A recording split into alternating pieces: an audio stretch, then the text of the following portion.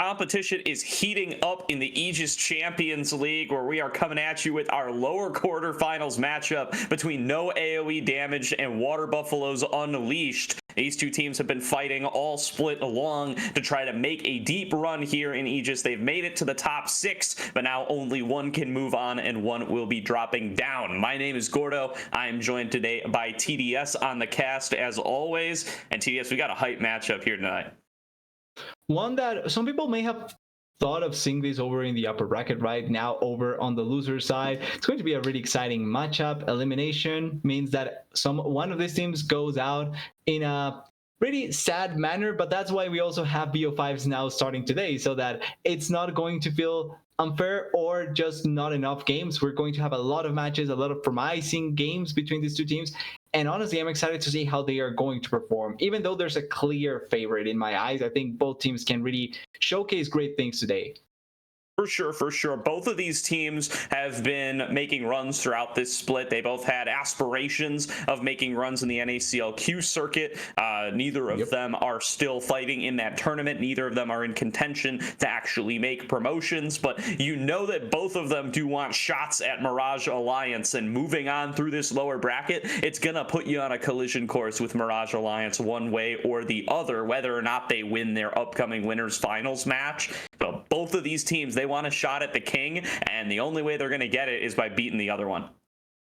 Exactly. Everyone wants to try and go against the team that has one of the most promising opportunities to try and go up towards the NACL, right? Like, we know that Mirage Alliance is really looking like that. It's top contender to go against those eliminated or elimination tournament bound teams over from the NACL. So certainly it's going to be a really nice look if you're able to not only put a fight against them, but also, who knows, actually beat them. And this is not only for this split, right? Like, trying to set up for next NACL OQ split, you want to try and have the best opportunities. And this is one of the chances where you can either showcase yourself, or you can just immediately try and put up a continuation to the roster so that you can go into the next OQs with a much better mindset and a much stronger team play. Agree. Yeah, neither of these teams are coming in with the rosters they might have intended here. No AOE damage. They did around earlier this season. Solidified, stepped out of the top lane. He is now in the coaching role for this team. Tweeted about having some wrist issues. He's stepping back from competitive. They've brought in Conveer in the top lane, who's a little bit of a newer face around these parts, and have been able to have a really successful run with him so far. So going to see how they're going to be able to make that adaptation. And meanwhile, Water Buffalo's Unleashed, they're calling it a substitute right here in the form of Enthralled at ADC. Now, this is a player, though, that should be really familiar with the rest of the Water Buffalo's roster. Played with Xiao Danny and with Cerulean on that Zenigma team last year. Now having a little bit of a reunion here and bringing in Boyle and Duong Pro as well. Overall, not a substitution that may affect a lot of the gameplay, because, like you're pointing out, already know the player. And also, it's not a bad substitution in the sense of the mechanical skill. I think really just changing a couple of aspects here and there, but realistically, for the Water Buffalo is not going to be the end of the world. What really does impact is not having the potential bans that can come with it. I'm trying to look at some of the chat just in case something changes, but if they don't have the bans, no, especially coming in from the red side, right? The fact that red side is typically the side that bans the Kai'Sa right now, you may be at a risk of just giving up the Kai'Sa, and we saw how powerful that was over on the blue side. So that is kind of the risk that I'm looking at here. All right, yeah, so we're going to find out here. I'm being told that they are waiving the bans. Okay. That doesn't make sense. Does that mean we're waiving the penalty? Or because waiving the bans would mean we're getting rid of the bans. So somebody's going to need to clarify what's going on here. As soon as I figure out what's going on there, we will see if we do have full bans coming through for Water Buffaloes or not. Okay, Caddy's trolling apparently. Okay, it happens. We'll find out. We'll find out. Do they have the bans? Do they not have the bans? That's going to be a big difference, because as we saw in our matchup last Friday, TDS, when you lose out on your 3 first-round bans and you are on red side, you're in a real bad situation. You got a lot of issues that you have to deal with coming out of the draft when your opponents get to ban 3 and pick 1 of whatever pool of champions they like. It's very difficult to play from that situation. We talked about Dardoch, or we talked about it with Dardoch in our post-match interview, and yeah, all he could really do is shake his head and be like, "Ah, man, it's real tough to play when that happens." So we will see if that happens. It's really unlucky for the team on the receiving side. Obviously, if you do get those picks, it's almost always great. And maybe we are going to not have to see Kai'Sa, luckily, but I would doubt that completely. On the side of the Water Buffaloes, though, I want to see what their game plan would be going into that. Because obviously, as we already kind of, I think, confirmed, there is going to be bans coming through. That means that they have to know that there's an opportunity for the strong champion to just be given up like that. And if that's the case, you need to prepare something really specific for it. Do they have a plan for the Kai'Sa, or are they going to ignore it just like that?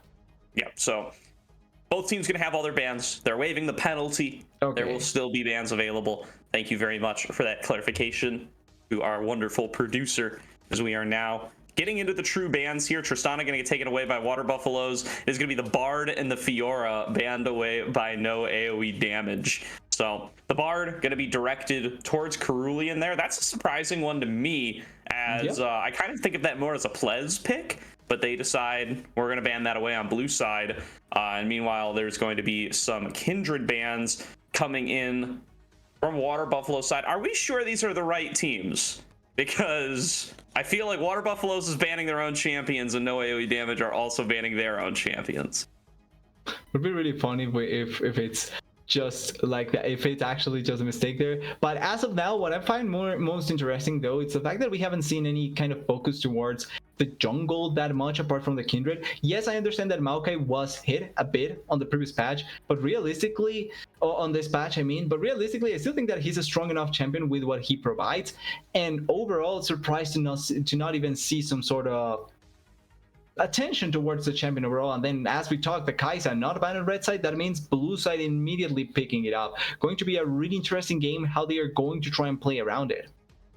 Yeah, for sure. So it looks like the Kai'Sa going to get locked in for no AoE damage. Water Buffalo's now hovering on this Ashe. We'll wait and see if that is what they do want to go for. Range advantage. Okay, no. All right, it's backwards. It's backwards. Water Buffalo's is on blue side. No AoE damage is on red side. I had a feeling these bans don't make a lot of sense with that being the case. The good thing is that now we know, and what I'm surprised though, it's Water Buffaloes being the one that are opted into leaving up the Kai'Sa, because I was thinking, okay, if it's no AoE damage, sorry, it's the other way around. If it's no AoE damage that does have the benefit of the doubt for that, okay, I understand. But they give up the Kai'Sa for Water Buffaloes, which we saw how powerful she is even with all the hits that she get. That means that you need to have a really specific plan for it. And even though I like the Ashe value here in the sense that you do have a bit more range control for the Kai'Sa, it's still a risky situation. They were hovering the Maokai, but they didn't go for it, instead opting for the Jace, so trying to secure another of the stronger champions in the current patch. But still, I feel like they need to have something really specific for this Kai'Sa. Ideally point and click CC, but something really specific for it. Yeah, so hovering now, some of their favorite picks here. Water Buffalo's Unleashed now on the blue side. We've gotten that corrected. Thank you again very much, Caddy. It is going to be a classic for Xiao Danny, is that Ahri. It's his most picked so far this season. It's my personal favorite selection for him, and it does make all of these bans make a whole lot more sense. So we can talk a little bit more. That Cerulean-based Nautilus ban, that's been his most played this season by a huge amount. I was wondering if no AoE damage, we're going to try to target the support pool like that, as Cerulean, he has just been spamming that Nautilus. Every time it's available, he's locking it in. He's played 12 games of Nautilus this season. Now he's going to get forced down onto the Alistair, choosing to take that instead of leaving up the potential counter pick if he takes the Rel. Yeah, interesting that you didn't opt for the Rel, because yeah, I understand, yeah, the Alistair can be a counter pick and a really messy situation for the Rel overall, but the Rel value is just so much higher, especially because of the flex potential that it does provide you between support and jungle. So interesting choice. That being said, against no mobility carries like the Ashe and really slow mobility like the Jace, this sort of hard CC engager like the Alistair, like the Nautilus that got banned, is really effective for what WBU may be trying to play with. The Milio here to maybe create a bit of distance, obviously have the kick away just in case, and buff up the range from the Ashe can be ideal here. Plus also having the global cleanse can be good. I'm pretty sure you cannot cleanse the knockup, but all the other things are going to be really nice. So certainly going to be a useful tool in team fights. But there's no frontline just yet though. Definitely, and do like the Melio Ashe. This has been like a little kind of micro meta we've started to develop here in ACL, where this Ashe has just been going up and up in priority. A lot of teams have really been loving the easy engage that it gives you access to, especially alongside that Melio, and now going to be locked in here by no AoE damage. Seeing that they're up against a Kai'Sa lane, getting that additional range is going to be really good for them if they can play around it appropriately. It's now jungle bans coming through for Water Buffaloes. top lane bans coming in for no AoE damage. Now that makes me wonder, do they want to take this Jace into the top lane? They haven't really given it to Convir, but Convir is a big carry player in his own right, not as much of the tank guy as somebody like Boil the Oil has been, who plays a lot more of the traditional meta stuff, a lot of Renekton, a lot of Ornn. You're not going to find any Renekton or Ornn in Convir's champion pool, and it does look like they're going to save that last pick as a solo lane counter pick. Which I like, actually thinking about it, the potential of the Jace also going up there in the top lane. But like you're pointing out, typically when you want to play for that counter pick in top, you don't try and pigeonhole the top lane pool that much. I understand maybe the K'Sante ban because you don't play it and you feel like there's not a lot of things that you want to go into that champ. But you typically leave the Aatrox out because you want to pick it yourself as a counter. That's a thing that a lot of players do up there. And if not, you go for the counter of the Aatrox in that sense. But it's surprising to see two champions being banned away on the top lane if you want to go for that counter pick later on. I like the Sejuani though, does give you the flexibility just in case they actually do put Conveyor out there in Sejuani duty. Could end up happening, I don't see it, but it's not a bad choice to try and go for this sort of good flex potential jungler that you have on the side. And then going against the Jarvan, I like the Jarvan for the engage potential. Renekton as a follow-up as well wouldn't be bad. And this is the fun part that Kai'Sa brings, obviously, the fact that because every champion in your comp actually can go in and then you can follow up on them going in, it doesn't really matter if you go AD or AP, you find a lot of value anyway with the Kai'Sa. Overall, really consistent comp. The theme is pretty straightforward from WBU, and I think they can execute on it really well. And now for the counter. The cannon, actually, I'm not against it just because they are going to technically come into you. So as long as you press R, they could just completely die by themselves, but it's going to be the Gwen instead. So a bit more fighting on the side lane potential over there. Yeah, I really like this as a start off for Water Buffaloes. They're going to kind of test the waters here in the top lane. And again, this is one of these things that getting into best of fives really lets you start messing around with a little bit more. Yep. You can try to really push the envelope on what kind of advantages your roster of five has over the other team as a group of five. And the first test here is going to be the top lane for Water Buffaloes. They can blind pick this Renekton. They play it. As far as we know, Convir, not really a big Renekton guy, has not played it in ACL so far. So if Boil the Oil is the only one of these two who's willing to play Renekton, and general consensus is Renekton is a great blind pick top laner who wins most lane matchups, if he can take the Renekton and be super effective into Convir's carry picks, that's going to be a huge draft advantage for Water Buffaloes the whole series going forward. Now, no AoE damage, they clearly don't believe that at this point in time. They ban away the K'Sante, they ban away the Aatrox, but they leave that Renekton up.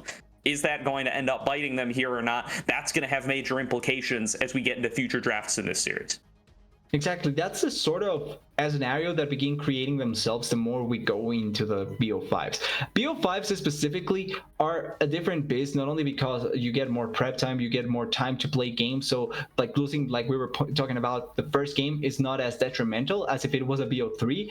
But one of the big things that I think it's not talked much about in BO5s that I think makes a big difference, it's the small meta that creates itself inside of the draft. Even if the meta is different, there's a small meta in each BO5 that ends up getting defined by how each game goes by. And for example, in this game, if the Renekton becomes such a big pick as well, what do you prioritize? Do you ban away the Renekton then in the future? Do you leave open a ban that now you don't want to take out because the Renekton becomes a chaotic beast up there in the top lane and you don't know how to deal with it? Do you change sides to try and maybe get now priority for one of those champions? And one big thing that we've been mentioning as well is the Kai'Sa having such a high priority overall in the ACL. Well, if the Renekton becomes a problem, do you now take away the Renekton and leave open the Kai'Sa each game? That in and of itself is a problem as well. So there's so many situations that can appear in itself in the meta of the BO5, and I think that this first game is really going to showcase what not the rest of the series is going to encapsulate, but what's going to be fun about watching how each team plays. Definitely, as I can also see now that we're getting into the in-client draft that there's a substitution coming in for the side of no AoE damage as well. They are running Steel City Warrior in the mid lane over Zoltate. Steel City Warrior, somebody I think of as being a top laner mostly, but I do believe he's flexed between both over the course of his career. Certainly, if you're willing to pick Jace, you get to kind of ride that line, right? Yeah, you kind of probably play him in both lanes, so no worries either way. We'll see if that continues to be be the case if Zoltate ends up coming in later in the series. And I mean, the same question is going to be on the table for Enthralled on Water Buffaloes Unleashed. Will Sahori be able to join us later on and potentially play? I do believe that is still Cerulean in support. Yeah, it's just him on an alt account. We don't have to talk about the choice of name on that particular account. And yeah, other than that, it's the expected rosters coming across for both sides. Yeah, overall, it's going to be interesting seeing each team essentially play with a different player, but how much is it going to affect the overall play style of each of the teams? I think with that in mind, overall, the fact that the Water Buffaloes went for such a straightforward, aggressive, in-your-face comp can be a bit easier on them to play. Technically, they have time playing together, so it shouldn't affect their communication and synergy that much. But this sort of composition, it's much easier to execute anyway. So as long as you press your R buttons well enough, everything should work out really well for the Water Buffaloes. And as always, we have our fancy layout so we can see the runes for every of these champions. And nothing out of the ordinary out of the top laners. I don't think I saw any summoner, any weird summoner either. So shouldn't be a big surprise coming in from essentially any champion here. Yeah, I agree with that. We'll see if we see anything fancy in the runes coming on across, but will be so far pretty standard options. I do like to see the Jarvan come out here. That's going to be another big test for this game. Number one is how effective Duong Pro can be on the Jarvan when the jungle pool gets pinched like this. There has been that Kindred already taken away, and then they banned away Elise and Maokai to pinch the pool even further. They lost access to that Sejuani. So, you know, this is kind of old meta stuff. The Maokai and the Sejuani, of course, both being banned on this patch. So let's see just how quickly they've managed to adapt with raising up their Jarvan priority and being willing to make a trade like Sejuani for Jarvan. And also, who is going to take the jump into one of the champions that messed these two up so heavily, which is the Poppy as well. So that's a question for the future, and if any of these players is going to be willing to take the risk with one of those junglers. But overall, I like the Jarvan here as well. I feel like Jarvan has lost presence, but not because of himself, more so because of the players. I think that they got a bit more comfortable with the other champions, not Nate Jarvan, and Jarvan, that's why kind of fell off a bit more heavily. He's such a unique champion in the way that you can build him multiple ways, but also his engage can really set up a lot for the team. But in that same vein, I think that as a tank, he's not as consistent. As a damage dealer, he's not as consistent. And that's why I feel like players have just opted into, if you want a tank, you go for the tanks. And if you want a damage dealer, you go for a damage dealer. This hybrid champion is probably not the most ideal in that regard. But overall, I like that we're finally seeing the J4 come back, and hopefully it works for the better. Yeah, and with that lethal tempo too, what exactly will he be looking for in regards to damage output? That's going to be a big question. And you can see the hail of blades coming through on Kai'Sa. We've seen a little bit of a resurgence of AD Kai'Sa coming in alongside that more classic AP Kai'Sa that we've been seeing over the course of recent patches. Going to have to be an open question as to whether or not that is the build that Enthralled is going to end up going for in his first game back with Water Buffaloes. Would be a fun occurrence. I think overall, the AP Kai'Sa is still the strongest version, but certainly looking at the multiple variations, it's almost always a great thing with AD carries. It's one of the things that always makes me happy, or always makes me believe that Varus is such a strong champion. Same with the Ezreal. Variation in builds inside of just one champion provides you more styles, more styles of playstyle to go into, and that means that you can adapt better inside of the games. That's why Kai'Sa feels so strong right now and can perform so well in multiple games. I also like the straight up AP build that I think a couple of players have gone, where they just straight up go for AP. They ignore the Nashor's Tooth and then just go for Luden second. They go third. I think it was I'm blanking on the name. The item that gives you extra damage because of the range. Horizon Focus. Yeah, Horizon Focus. So they just spam W's, and then because they're coming from 2 miles away, they deal so much more damage. And I think that build in some compositions can be really effective as well. Definitely can be, as we are on to the Rift for game number 1 between Water Buffaloes Unleashed and No AOE Damage. No AOE Damage as the higher seed opting in to this red side start.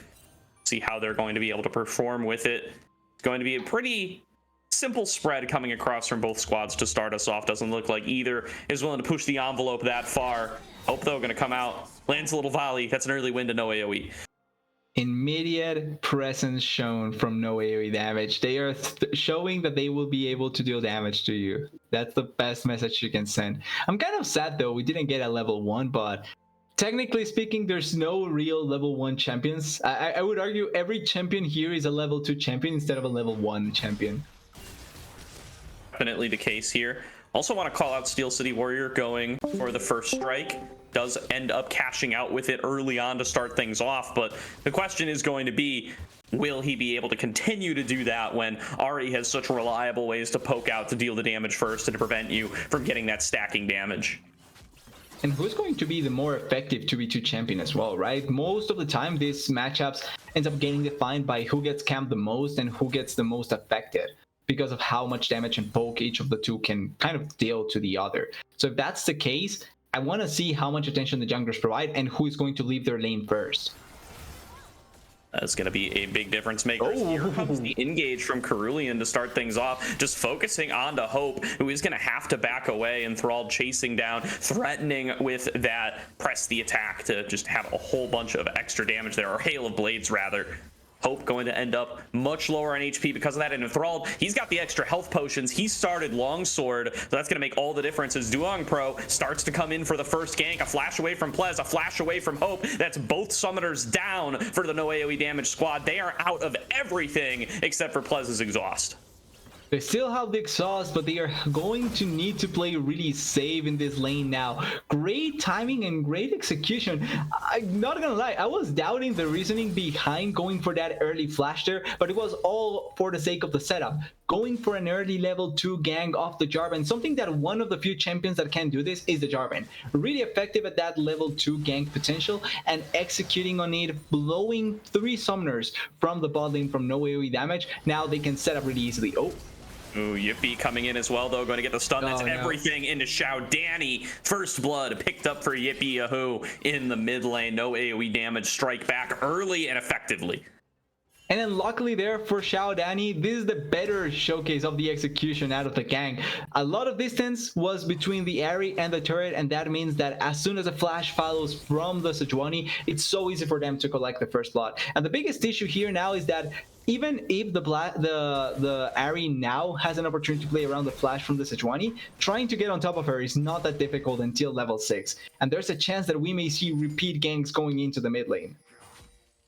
Definitely is that possibility with that flash being taken off the board and Steel City Warrior still having access to it. And already Yippee making that path up will be spotted on 2 different wards. So surely Xiao Danny knows this is going down. Duong Pro going to be available for the backup as well. Just on his way, pathing through. Still just going to be no AoE damage, trying to hold on to that advantage in the mid lane, building up a fair bit of CS for it. Meanwhile, up on the top side, Boil the Oil is building a little bit of a lead for himself. Crashing a big wave into Conveer here. Should be able to farm most of that up as the Gwen, though, to be able to keep things pretty close to even. They're keeping such a good control over the map, and I really like that they are able to keep in check whatever the Jarvan may try and attempt going into. That's a lot of damage, but here, bot lane, another gank attempt. Yeah, it is Cerulean in there to start things off. Duong Pro coming in for his second visit, and Hope is already doomed. No flash, no ghost, no nothing will go down. Enthralled picking up the first kill of the bottom lane. Respect the attempt, tried to go for the trade kill there, but with no summoners, with barely any damage early on as the Ashe, that was going to be a really straightforward and really nicely obtained kill. Really well done. Oh, Ahri needs to be careful. Xiao Danny. Yeah, he's got to play this one out careful. Steel City Warrior doing such a great job in these trades. You can see in that trade earlier on, a big charm ends up connecting onto a melee minion, and that really set Xiao Danny behind. And this lane interaction, he's got to go for the recall now. No TP available. Will have crashed the wave first, so he should be just fine with this, but definitely on the back foot still. It's not the most ideal way to try and play this matchup, because technically one thing that it's pretty straightforward about the Jace is the fact that he goes in a line in front of you. So getting the charm is one of the easier things in this matchup particularly. But whenever you fail it, you can see the issue with this matchup, and it's that the damage that the Jace deals to you, it's so difficult to just take away, even with the innate healing of the Ahri. Engage in bot. Big engage out of Cerulean. Flash Ooh, nice forward. flash. Hope again finds himself up way too deep, and he's going to go down to the plasma procs. It's a little bit of an assist going there to Duong Pro off the flag attack speed. And Water Buffalo's unleashed. They're looking to play this through the bottom lane. They got access to this mega high priority Kai'Sa, and they're going to start it off 2-0. Overall, if you do provide support for these guys, I think you're doing a good job, because who better than Kai'Sa to get a big lead early on in the game and try and snowball out of control with it. Or 2 kills down there, a really nice CS lead as well, and also collecting this early Mountain Dragon. Even if it's not the soul obviously would have been better. This is one of the better dragons to give individual stats to. So if you get this sort of value super early on, can be really ideal for your team. Ooh, great trade by Conveer in the top lane, though. Just catches Boyle up too far. Throwing down the Ignite, throwing down the ultimate as well. Looking for the solo kill, and Conveer picks it up. And Conveer trying to do the same as the Kai'Sa on the other side of the map. The staying relevant, trying to find value, and that's early solo kill to really cement himself up here in the top lane. Important to try and have a power point in the map. Xiao Danny already was suffering against this chase, but now that Gambade as well up there in the top lane is going to find this sort of value, we have to see what the Jarvan does to try and respond back. Great start there for Conveer. Be able to build up that advantage, and now this kind of answers some of our questions about how big of a deal that Renekton matchup is going to be for him. They ban out a couple of different top laners. They leave up that Renekton, trusting in their ability to go for this Gwen counter pick, and so far it's working out fantastically. So far so good, and if the game goes longer, I believe it's going to get better and better for this win. So really nicely played and really nicely executed on this champion. It's also the only magic damage dealer, so itemizing against the Gwen, it's going to be such a pain for Water Buffaloes.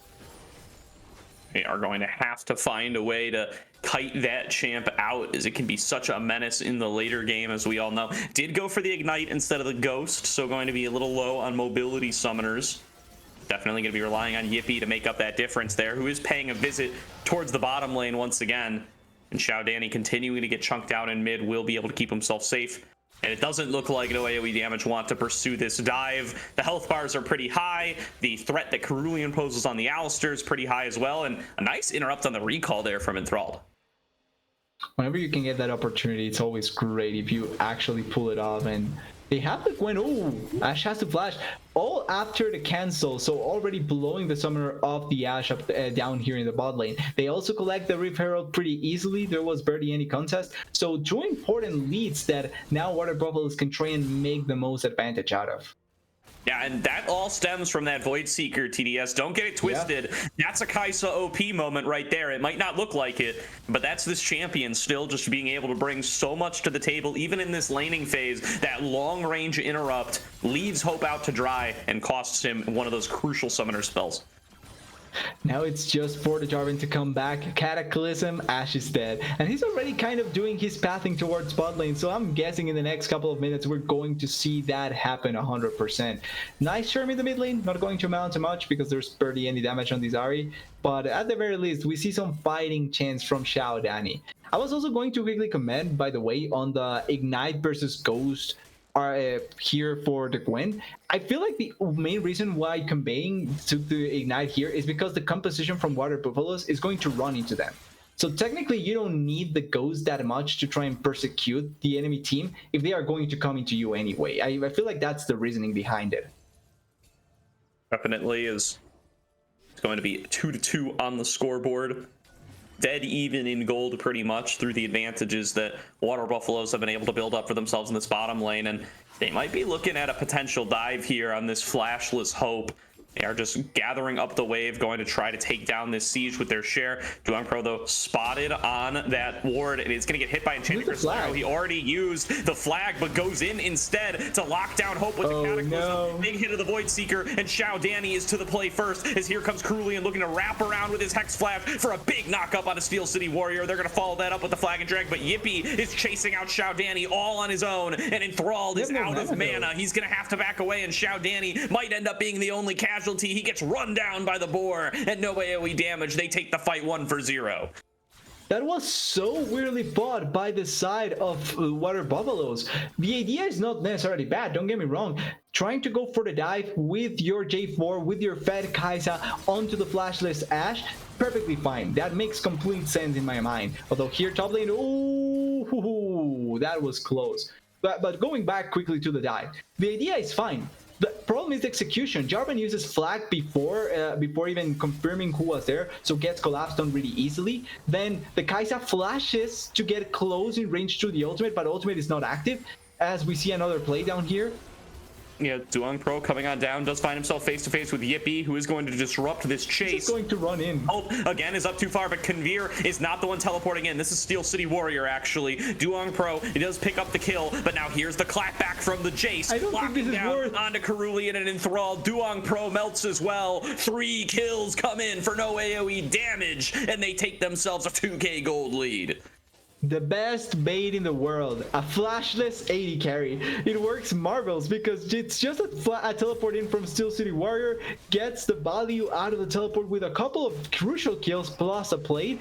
And even though, yes, you killed the Ashe, that's great, but she was going to die even if you didn't commit that heavily to the plate. They walk in, ignoring everything, and pay the price for that. Couple of really weird decisions coming in by Water Buffaloes cost them quite a bit of gold and the dragon as well. Yeah, they're betting everything on this bottom lane and worked out for a couple of plays, but now they've marked Duong Pro. They've canceled out his play twice in a row, and they've swung this bot lane back around. Now, the gold isn't going to Hope, but they are able to pick it up. They do get the money onto Yippee. They do get it onto Steel City Warrior, and Xiao Danny gets hit by a cross-map Enchanted Crystal Arrow. It's going to be Cerulean trying to buy the space, hits a nice pulverize, and is going to be able to get Xiao Danny out to safety as he returns some damage onto Plez. But that is not the target you're looking for. He's just going to be able to walk away. No AoE damage. They make a little something happen, but they don't get much for it.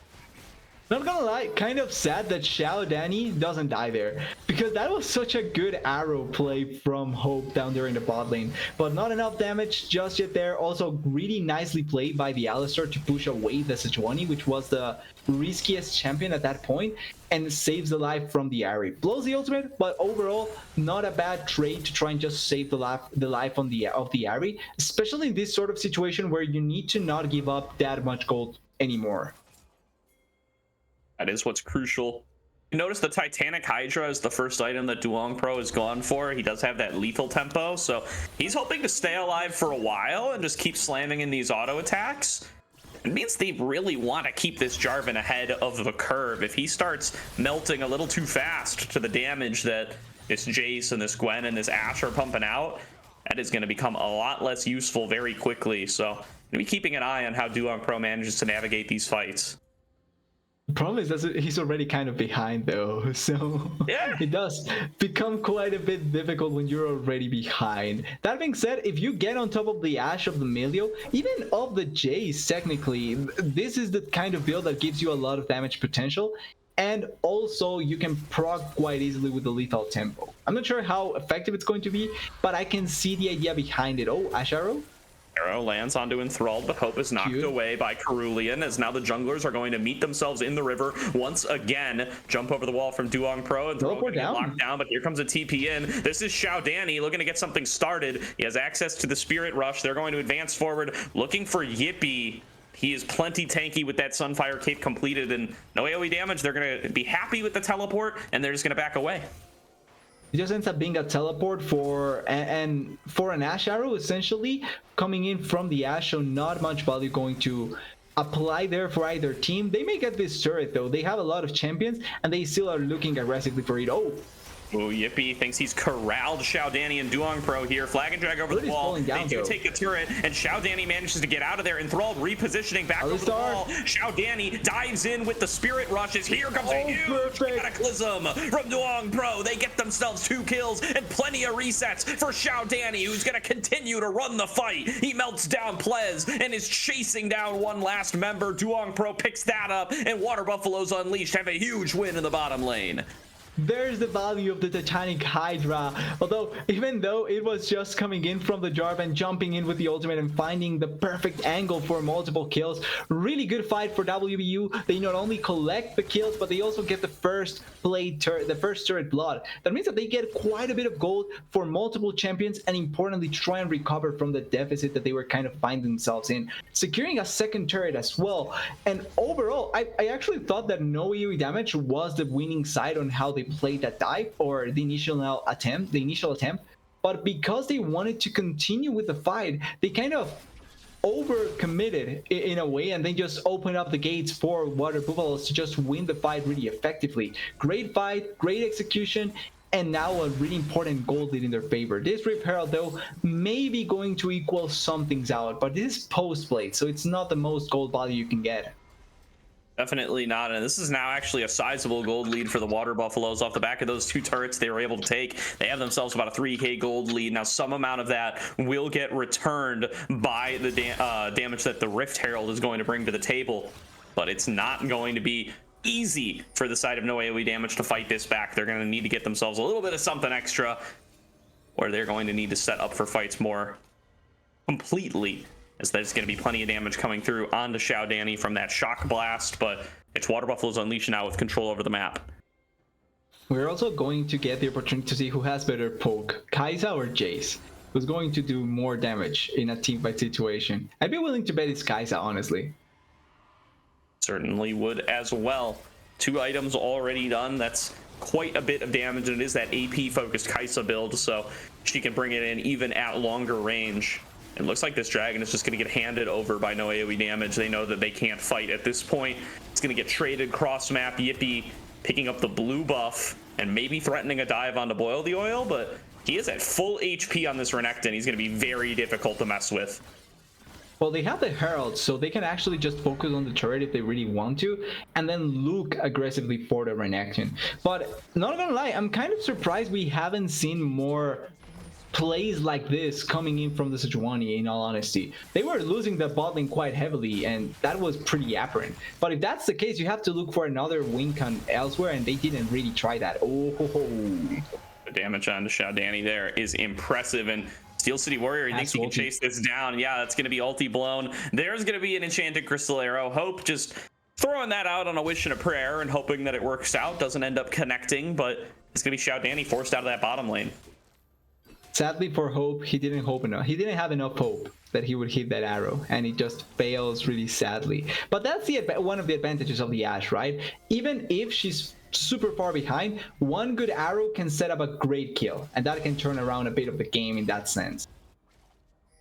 Definitely can, and that's how we've seen the Ashe be played throughout the ACL, is just throwing out these arrows on cooldown, hoping that you can make a pick, hoping that you can set up your team around the map, and if you don't, you just wait a minute and you try it again. As looks like there's an engage going in on both side lanes here. Xiao Danny gonna be forced to flash away. A nice Everfrost on it too. Is here comes Boil the Oil to join the action. Steel City Warrior way too deep underneath the turret. It'll go down for the solo kill, and now what can Boil the Oil earn back? Sees that they're outnumbered and is just gonna slice and dice his way out, but Xiao Danny crucially is slowed down, but with this big croc in the way, he's gonna be able to fend off any potential divers. As Enthralled and Cerulean, they have a chance for a dive on the top side. Unbreakable Will is popped by Cerulean as the damage is getting pumped out by Enthralled. They take down Conveer in the top side dive as Water Buffaloes Unleashed win the fight on both sides.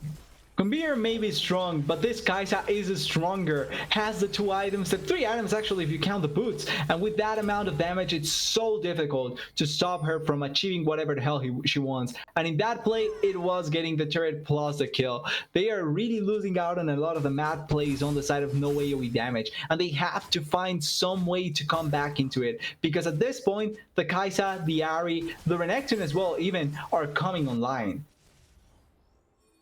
Continuing to get stronger. Water Buffaloes Unleashed balloon their lead to about 4k now at 20 minutes into the game, waiting on their next dragon. That'll get them up to soul point. The Baron's on the table. They haven't paid too much attention up towards this top side so far, but they're in a truly great position. There's that Horizon focus you talked about coming in for the RE TDS, is gonna amp up the damage that Xiao Danny brings to these picks and really gives them one-shot potential up against some of the squishier no AoE damage members. whoever is out front and it's not careful enough, it's going to be feeling so much pain at this point. Even if there's a Juani which is building tanky, it's still not super tanky. That means that she can fall prey to some of the big bursts of damage coming in from the water buffaloes. That's a good amount of damage from the Gwen as well, though.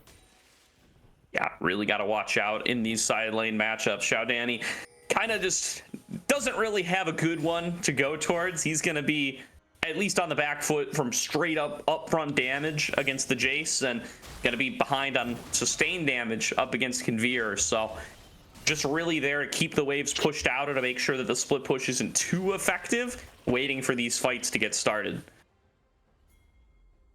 And ideally to try and make the most out of those fights, right? At this point, I feel like you have to wait till you get the second item for the Ashe, and that's where you really can look for some of these fights. Because right now, you're really depending heavily on the Gwen and the Jace finding some value. I would even argue more so on the Gwen, because the Jace is much more so the poke that he finds, and then some of the burst. But the Gwen is the one that is going to carry some of these fights, and if she's not comfortable enough, it's really difficult to look for them. It is getting harder and harder for Conveer to really be able to dominate these side lanes, as now it's sometimes going to have a rough matchup against this Renekton when the cooldowns are available and when there's members there to come and respond. And Xiaodani has been all over the map, just catching waves, making sure that nothing would get pushed up past the center of the rift. Water Buffaloes Unleashed responding to that side lane pressure really effectively, while continuing to look for fights of their own has set them up for success in this game. Also importantly, the fact that Xiaodani moved around Wade.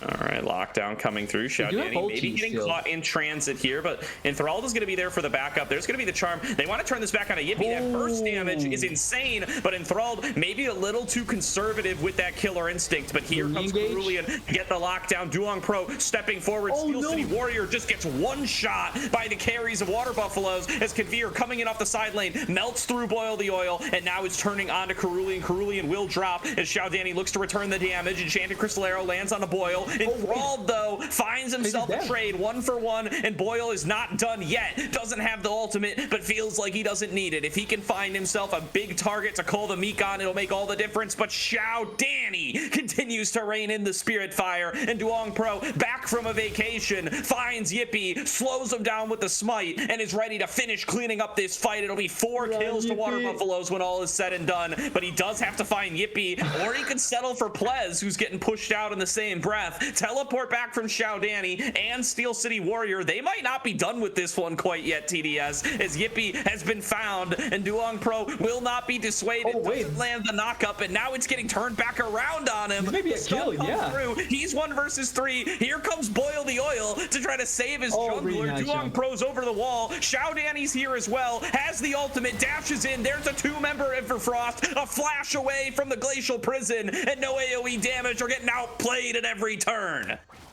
That was looking like such a good pick. First for the Water Buffaloes, then it turned into such a good play for no AoE damage, and then back into Water Buffaloes territory. Maybe even more now with the Ashe on this side. They have the damage? We saw how this went for Yippee, Boyle. It didn't go well for him, but he feels it's a different story this time. Flashes in, but gets taken down. Steel City Warrior goes invulnerable, as now it's all Cerulean leading the charge. Enthralled dashes in with the killer instinct and is ready to reign in hell. Here comes Duong Pro off the side lane, throws down the Cataclysm, locks down Hope, and that's a double kill. Picked up for the Water Buffaloes AD carry. They'll be able to get that fight 2-for-0 once again, or call it 2-for-1 as Boyle dropped earlier. They will be able to get this turret. They got the dragon already. They come out with all the chips. Exactly. They get all what they want. They get the kills, they get the dragons. They even got a turret in the mid lane as well in the process. They got so much gold out of that play, and the Kai'Sa, if she doesn't die here, which I would argue probably won't happen, it's going to be such a big victory. Ooh. Oh, Xiaodani is in there once again. Wants this Sejuani as always, but will have to back off this time. Conveer is coming on the side. A huge Glacial Prison lands onto Enthralled. That is not who Water Buffalo want. Dropping down to start off the fight. 80 carry down. Fight advantage to no AoE damage. 5 before now. Baron is on the table. Are they going to look aggressively into it? It's still a bit risky of a call because technically there's good ways for Water Buffaloes to answer back on you, but the Kai'Sa is the strongest member on their side. So this can be the best opportunity to actually force this Baron. This has been a never-ending fight for like the last 2.5 minutes, TDS, and it's not stopping. As no AOE damage, they see an opportunity here to take the big purple worm. Unbreakable Will is popped by Karuli, and he knows he needs to frontline, and he knows that Xiao Nanny needs to be the source of all the damage. Here's an engage. Oh, they stopped it. Bounty's picked up. Yippee smites the Baron. They're all fighting their way front to back, but there's no AD carry to bring in the damage for Water Buffaloes, and no AOE damage. They dominate the front to back. Water Buffaloes unleashed. You should have just given up the Baron, because you've given up a lot more now. They gave up the Baron plus a couple of their lives. Now Kai'Sa is the one looking aggressively to maybe get a pick, and probably gets it. She has ulti and the poke to be able to follow up on it. But at this point, such a big play to catch the Kai'Sa off guard leads to the Baron, and it really was the best opportunity for them to try and collect it. With this Baron buff now, they can try and get all the standing golden map that is still left for them to pick. They're back in it now. Nearly neck and neck in the gold, as long as they can prevent this soul from going down, or honestly, even if they can't, it's just Chemtech's soul. It's not the strongest thing in the world. No AOE damage with a huge fight back opportunity here, as long as they can keep this Kai'Sa under control. So much of that money going to Steel City Warrior, getting him back into the lead. Was previously the richest champion on the map, and I've got a feeling he's right back there now. I would believe so as well. Makes complete sense to me. And it's going to be such a scary thing now for the Kai'Sa, knowing that she can get destroyed really quickly. Oh, the Ash Arrow. Crucial block there by Cerulean, saves his AD carry's life. That's a true support right there. Hanks the arrow, pops the Unbreakable Will, walks away. What a big shock blast from Steel City Warrior there. That's the fight right there. Water Buffaloes, they need to give this up.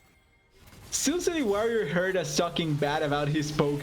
2 shock blasts to just delete the health bar from the Kai'Sa and force this turret to go down in favor of no AOE damage. This push is so strong by them, and I'm not sure if there's anything that can stop it, although teleport on the side, wait.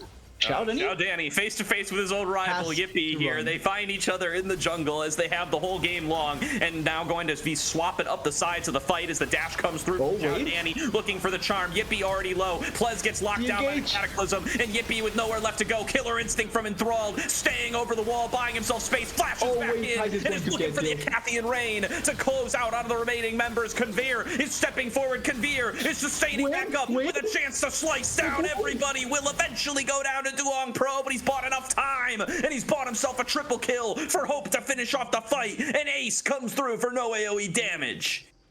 Hope may have stayed alive for that fight and be the one that cleans it up, but it's all on Compare. He's the one that gets the crucial kills on the crucial targets. This win with so much damage, just carrying the fight at the end of it. Funnily enough, didn't even use the Sun. Yes, you have it there, but didn't even pop it. But it doesn't really matter because they get the teamfight victory. They get the value that they wanted, and this is going to be even more gold for no AOE damage. This game has been a game of who can win the fight. I don't want to say throw because it's not really throwing it out, but more so who can capitalize on the smallest margins in each fight.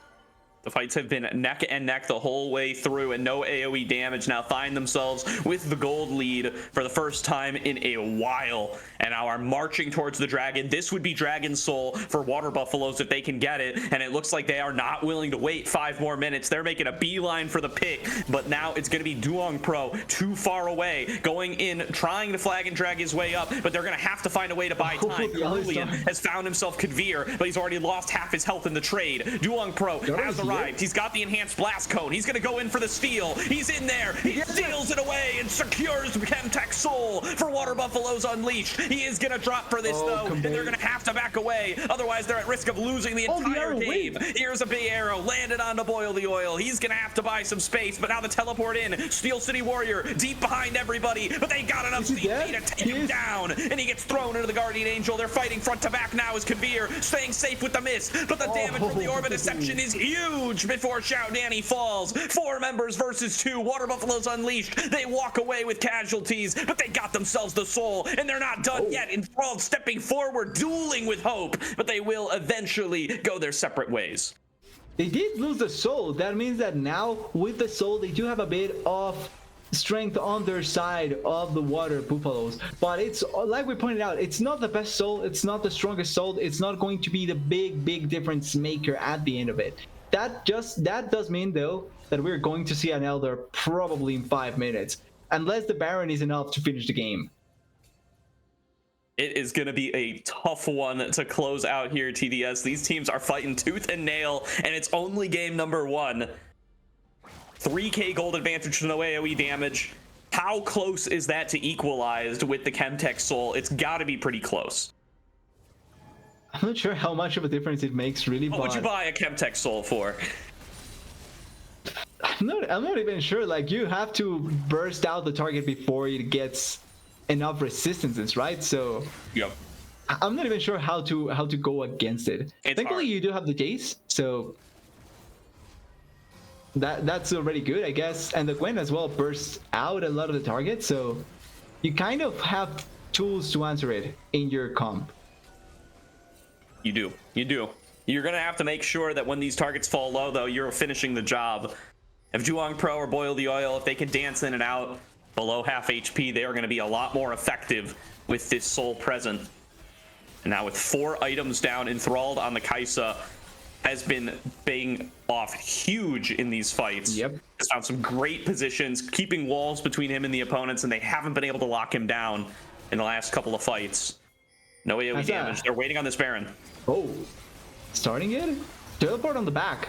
Oh, they really want to fight. Oh, he jumps into the back line. He takes out Plez as here comes the teleport in from Boyle. They've got Hope locked down. Over the wall goes Xiao Danny. He's got to finish this, but Hope is going to fight it out and stand his ground. Now they turn it back on Kabir, who's in way too deep and will end up shut down just like the others. Enthralled has taken down 2 key targets in this fight, and Water Buffaloes are the ones starting up the Baron, but no AoE damage. They are not going to take this quietly. Stepping forward, Hope looking to kite out this fight. Enthralled flashes forward, takes down Steel City Warrior. Here's Duong Pro. He's right on top of Hope, and they've got enough damage to take him down 3 versus 1. It's only Yippee Yahoo left alive, and he's got to dash over the wall. This is going to be Baron for the Water Buffaloes.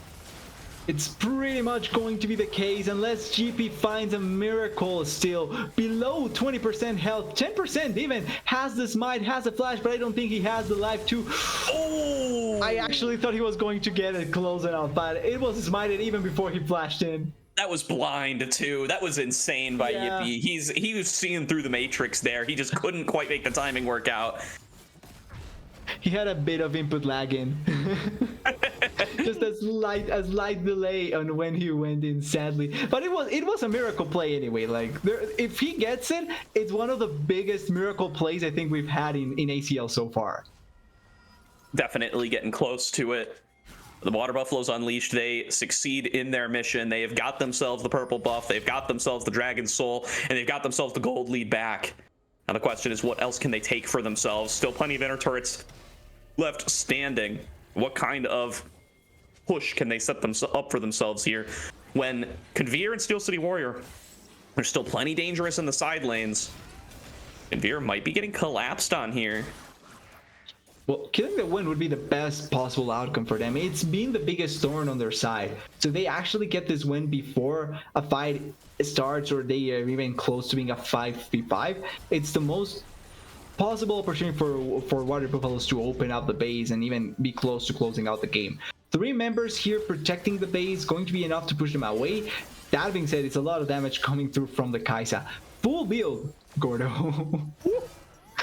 Yeah, and you can see the damage there. That was 1 W found its way onto Conveer. We'll call that like 1/5 to 1/4 of his HP. That's plenty to be dishing out on like a 3-second cooldown at this long of range. Huge work that Enthralled can put into these fights if he can continue to keep himself safe. 15, 5, and 7 on this Kaisa, the biggest threat on the map.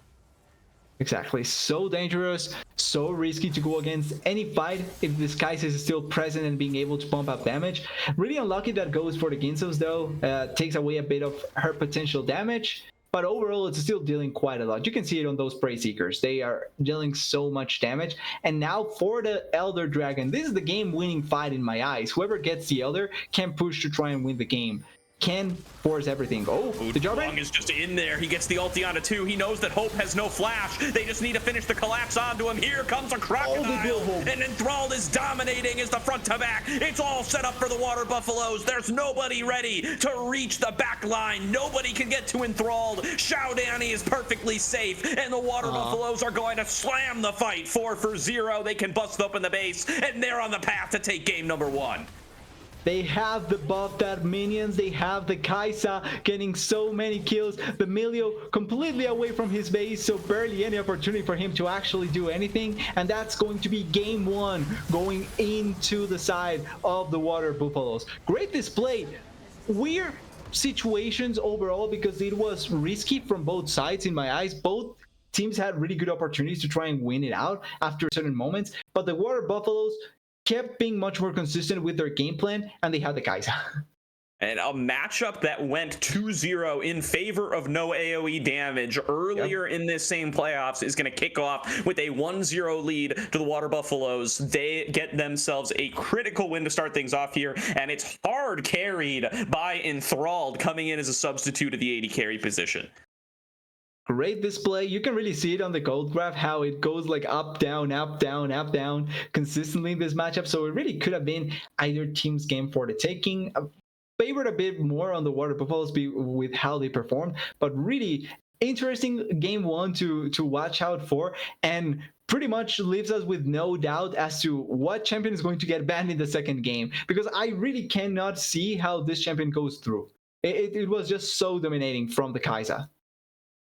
Yeah, will be very possible. I mean, we could also switch sides coming in. So if it's no AoE damage on the red, will they be willing to prioritize the Kai'Sa this highly? They have run it on Hope previously in this very same playoffs. They have run it previously on Hope in the regular season as well. So they could definitely be ones to take it for themselves if they see the opportunity. We'll have to see how they want to respond coming into that second draft.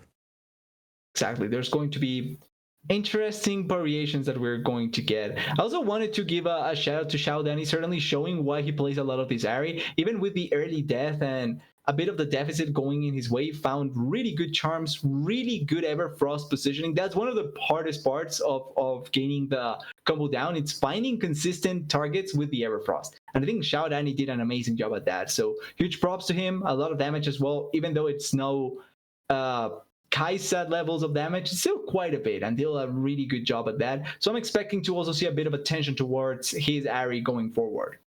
Definitely agree there. We'll see how that mid lane matchup develops as we get on through the rest of the series. But we're going to throw it to a quick break here while we get in a draft for game number 2. We'll be back before too long with more of the Aegis Champions League.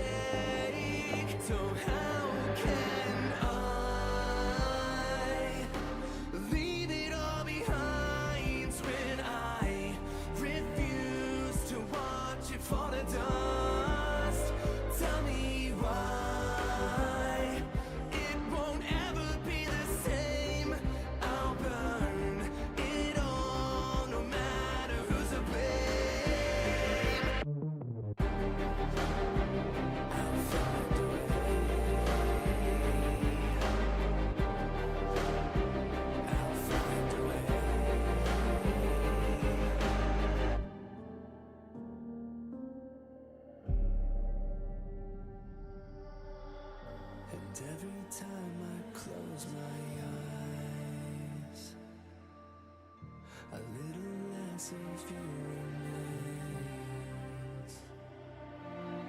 I know you're slipping further from me now. Am I too far away?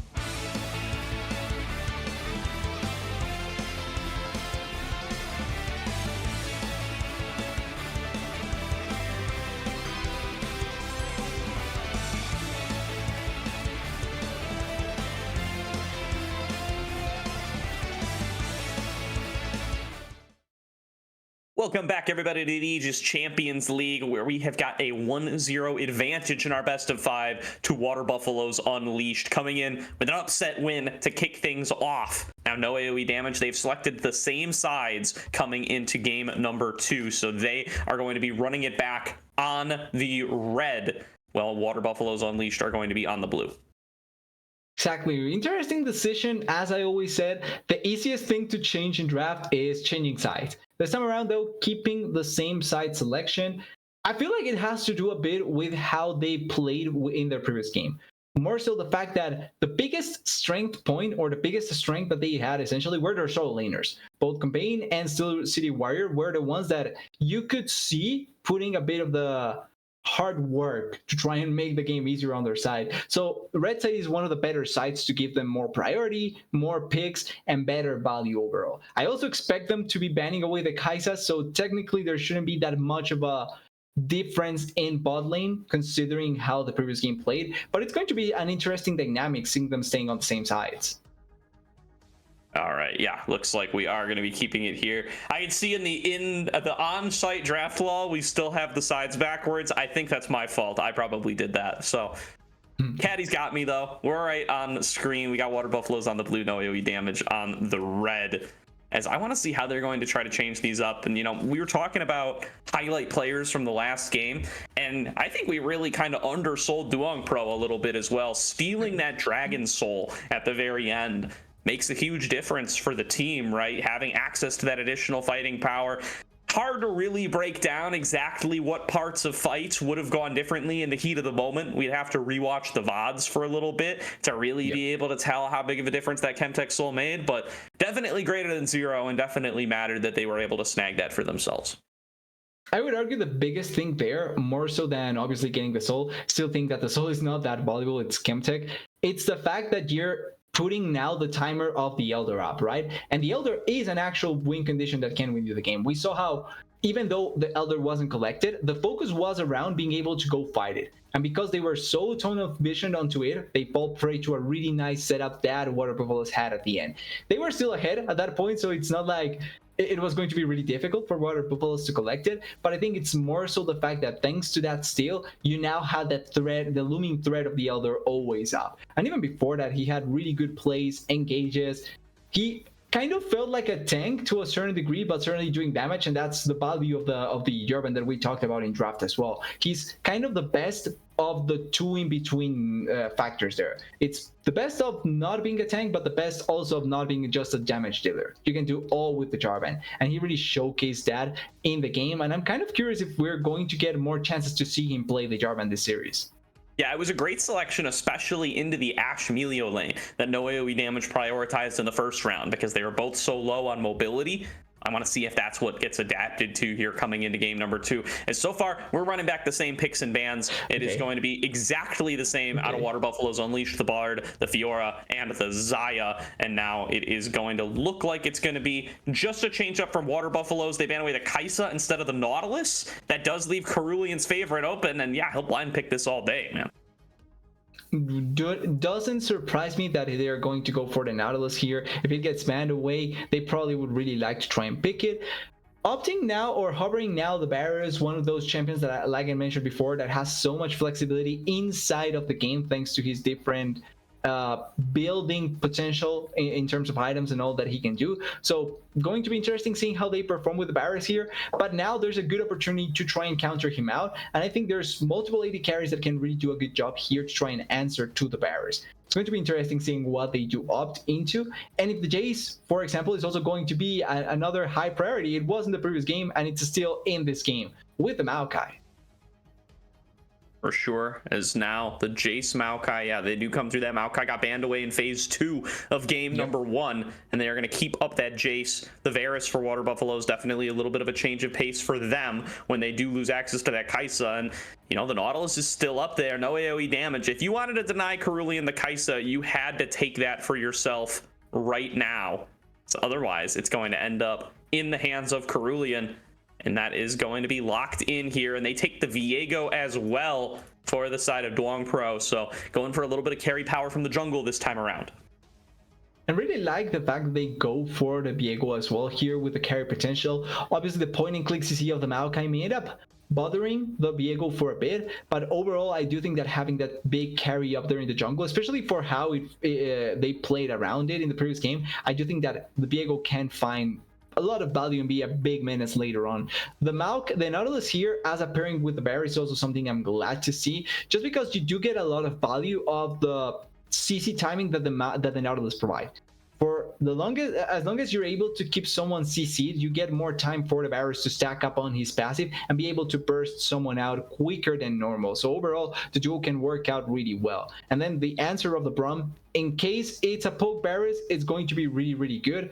And with the focus towards bot laners, they go for the Sivir, a champion that I feel like has been popping up recently quite heavily, but it feels like her success is so dependent on who is around her to really make her shine.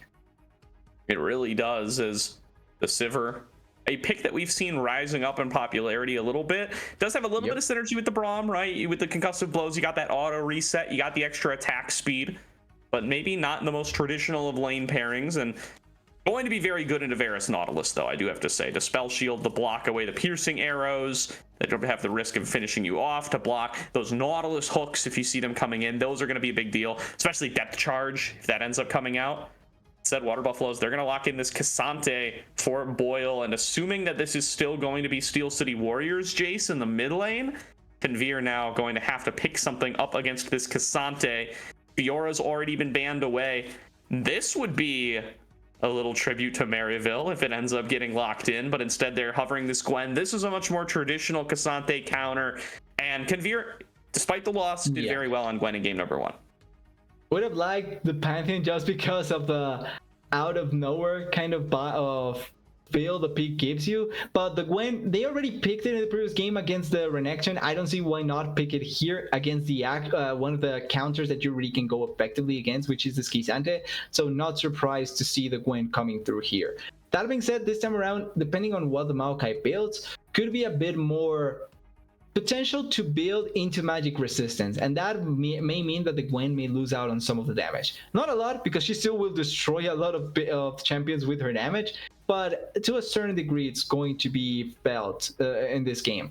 I do like the Cassante though, even though it's considered a matchup. I do like the fact that the Cassante can pull away the win from the fight, and at the very least keep safe the Syndra and the Varus as the Cassante is dying on the side. Yeah, this is a big pick a target, solo them out composition for Water Buffaloes, right? They've got themselves this Varus with the Chains of Corruption, with the Piercing Arrow. They've got the Unleashed Power from Syndra, and it's all in the goal of setting up resets for this Viego to be able to just get more and more spell rotations, get more and more health back, and be able to carry out the fight that way. So, in classic Viego composition, dare I say classic at this point. Meanwhile, no AOE damage, they got the classic Sivir comp, right? You just group and win. You're going to be popping on the hunt alongside that Nature's Grasp coming through from Maokai, and you are going to be looking to chase down Water Buffaloes and get the fights on your terms. Also, a lot of really good peel back here for no AOE damage, though. They can really play the disengage style, I think. You know, pretty much any comp. You throw a Braum in there and it's a disengage comp, right? It really feels like that. Overall, really like the Braum as well. Touching a bit more on the champion here, the fact that you have point and click damage coming through from both the Varus and the Syndra because of her ultimate really makes the Braum shine a bit more. Like a target you picked off out of position can be just immediately turned around thanks to the shield from the Braum, and fights are going to be dependent on how the Braum is able to perform with that shield. Are you going to give the opportunity for the Varus to auto attack or poke depending on what build he goes for? Is the Syndra going to be able to one-shot anyone? Are you going to stand in front of the Viego and stop him from getting any chance at resets? Like, those are the kind of things that this Braum is really going to be effective at, and I'm kind of really interested in seeing how much value is this Braum going to find in those fights.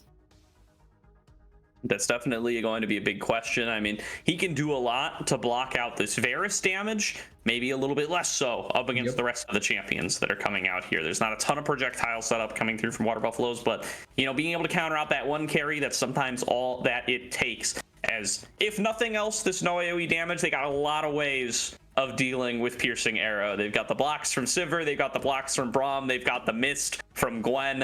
It is going to be tough to be sniping away at people if you do not have some other distractions going on, disrupting what they're trying to do.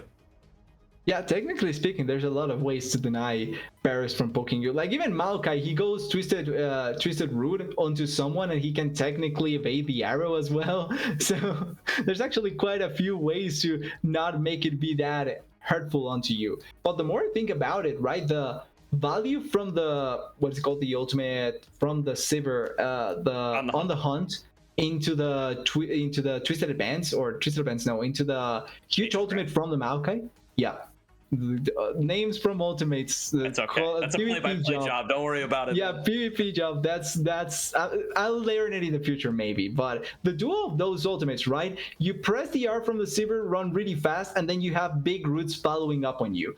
The threat of that looming over, especially with a win on your side as well, feels so scary when you have no mobility carries like the Syndra and the Varus. Like any sort of CC on top of them could have been dead immediately for them. So it's really scary when you think about the prospect of it. Definitely. And Water Buffaloes, of course, come into this with a little bit more momentum in their favor, right? They had a well-performed, well-fought game number one, with a lot of them coming down to games of inches in these neck-and-neck fights. These compositions, to me, they feel like they're set up to have those exact same sorts of neck and neck fights, right? You're going to have this Jace and this Gwen. They're skirmish heavy champions. They're up against the likes of this Cassante and this Viego. There's going to be a lot of opportunities here, unless somebody finds the perfect engage, to have some really close fights that are going to come down to these little tiny micro interactions. Water Buffaloes Unleashed, they should feel confident coming into a game like that, given that they were able to execute in those situations on game number one. Exactly. They did have really dangerous spots where they were fighting into, but overall they performed really well. Early plays that got a lot of benefit for them, really nice control into what they wanted to achieve with their bot lane, and even though top lane was losing for a bit, they were able to manage out the storm and find value with their renection as well. So if they are able to replicate this game, that in this game, and then cover up for some of the deficiencies that they have in the previous one, this could be a much better game for the Water Buffaloes. Like now looking at the runes, fancy layout as always, nothing out of the ordinary here. Really pretty straightforward runes for both of these champions. I want to see summoners this time around for the Gwen though. Last time it was Ignite. I want to see if it tries to adapt for like any sort of shenanigans in this matchup, or still wants to be bloodthirsty. Yeah, I agree. I mean, I think having something like the Ghost would have potentially made some big differences in some of these team fights, right? If you're able to find your way into the back line, you're able to navigate through these fights just a little bit faster, might end up paying off more than that Ignite in the longer run. Now, of course, the Ignite gave you some advantages in the one-on-one up against the Renekton, denied some healing, made some of those plays easier. So there's always a give and take with these kinds of discussions, but you gotta wonder if that's something that they do want to make an adaptation for coming into this game at number two. Of course, we talked about it earlier, the coach for no AoE damage solidified, a top lane veteran himself, previously the top laner for this team, definitely going to have some input in how they want to play around this Gwen that they keep saving to being their R5 pick. They really want to play around Convere's top lane. This team has a lot of confidence in Convere's ability to show up on these carry champions. Camille, Gwen, Jax, Fiora, those have been the picks for Convere ever since he stepped in on this roster, and they're just going to continue to double down on that, even now facing down a 0-1 scoreline. Exactly, going to try and make the most out of their tools. Quickly checking out on what it was, it seems like it's going to be the Ghost. So certainly learning a bit from the fact that some kills ended up not being obtained thanks to that, and now trying to persecute targets a bit better. Overall, another thing that kind of caught me interested is the fact that the Syndra going for the Airy instead of the typical first strike. We have seen more Syndras just opting into the first strike for the consistent gold value that you get from that, and then you can burst targets out much better. This does indicate to me that you want to try and win the lane a bit more effectively compared to other matchups. Like, you want to put pressure on the Jays, you want to make him feel a lot of hurt early on and not allow him to have an easy time in the lane, even move around freely. Something that did happen in the previous game, right? Xiao Danny got attacked really early on, couldn't move around as fast as a Steel City Warrior, and that resulted in a lot of plays in the bot side being won by the side of no AoE damage. So that probably is going to be one of the focuses from Water Buffaloes this game. Definitely could. And before we get loaded on up, do want to take a second here to shout out Coachify. Coachify is a commission-free esports coaching platform that's currently in open beta. You can become a coach today. You can track your students. You can inspire them to succeed, and you can turn your passion into a career. Check out the panel located below here on the stream description to find out their website and to check it out for some more information. So thanks again to Coachify for what they are bringing into this league and for sponsoring the ACL. I think we're about ready to get into game number 2 here, TDS. Exactly, and as Coachify always has our backs, we're going to go into the game to see some of these players that hopefully they have had Coachify on their side and we can see some great plays out of them. Definitely hoping for that one. We have some upcoming Coachify coaching sessions in the Aegis Discord. Stay tuned to Aegis for that. Find out where you're going to be able to get some one-on-one coaching from some of the best in the business.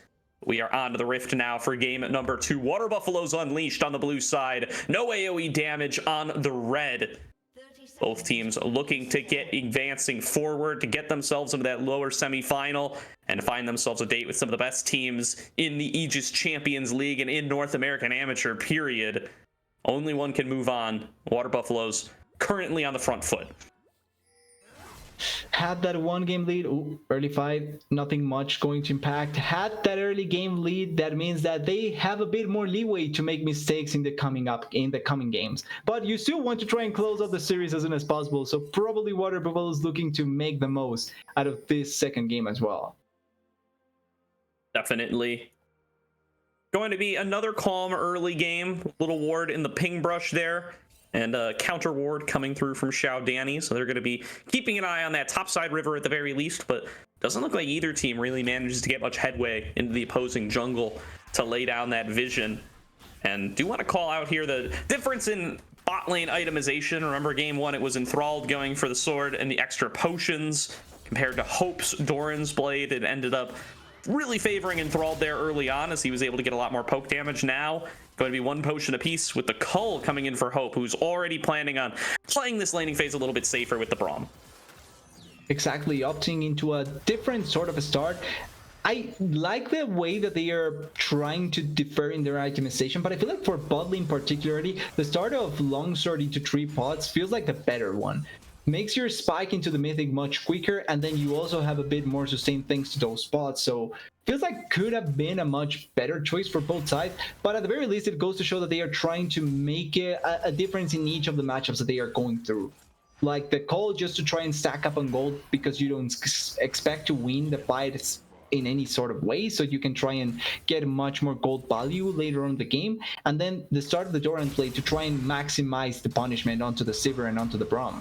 Oh, early gang. Early gang coming through. Duong Pro finds himself a great stun on a Steel City Warrior, and first blood will go to the Viego in mid lane. Water Buffaloes unleashed. You couldn't draw it up any better. Did Steel City Warrior flash to the side? Yes. Instead of to the back. Oh no. Yeah. Oh, and another gank. Well, we'll see if we can get a replay of that to find out exactly what happened later, but Duong Pro focusing his damage onto Plez is going to force that Braum back. And now it's Yippee who's actually been caught in transit. Xiao Danny does not manage to land the Scatter of the Week. That should let this tree get back to his friends in the forest. But a great start for Water Buffaloes. They commit fewer members to the play overall, but Duong Pro is in a little too deep. He might have bitten off more than he can chew. Flashes back away. Now the damage is getting focused onto Yippee, but Xiao Danny was up too far. A huge Glacial Blight does land on to that Syndra, and that is going to end up going on down for no AoE damage as Duong Pro trying to fight it out, but it's a double kill to Steel City Warrior. He's just as strong as ever now, TDS.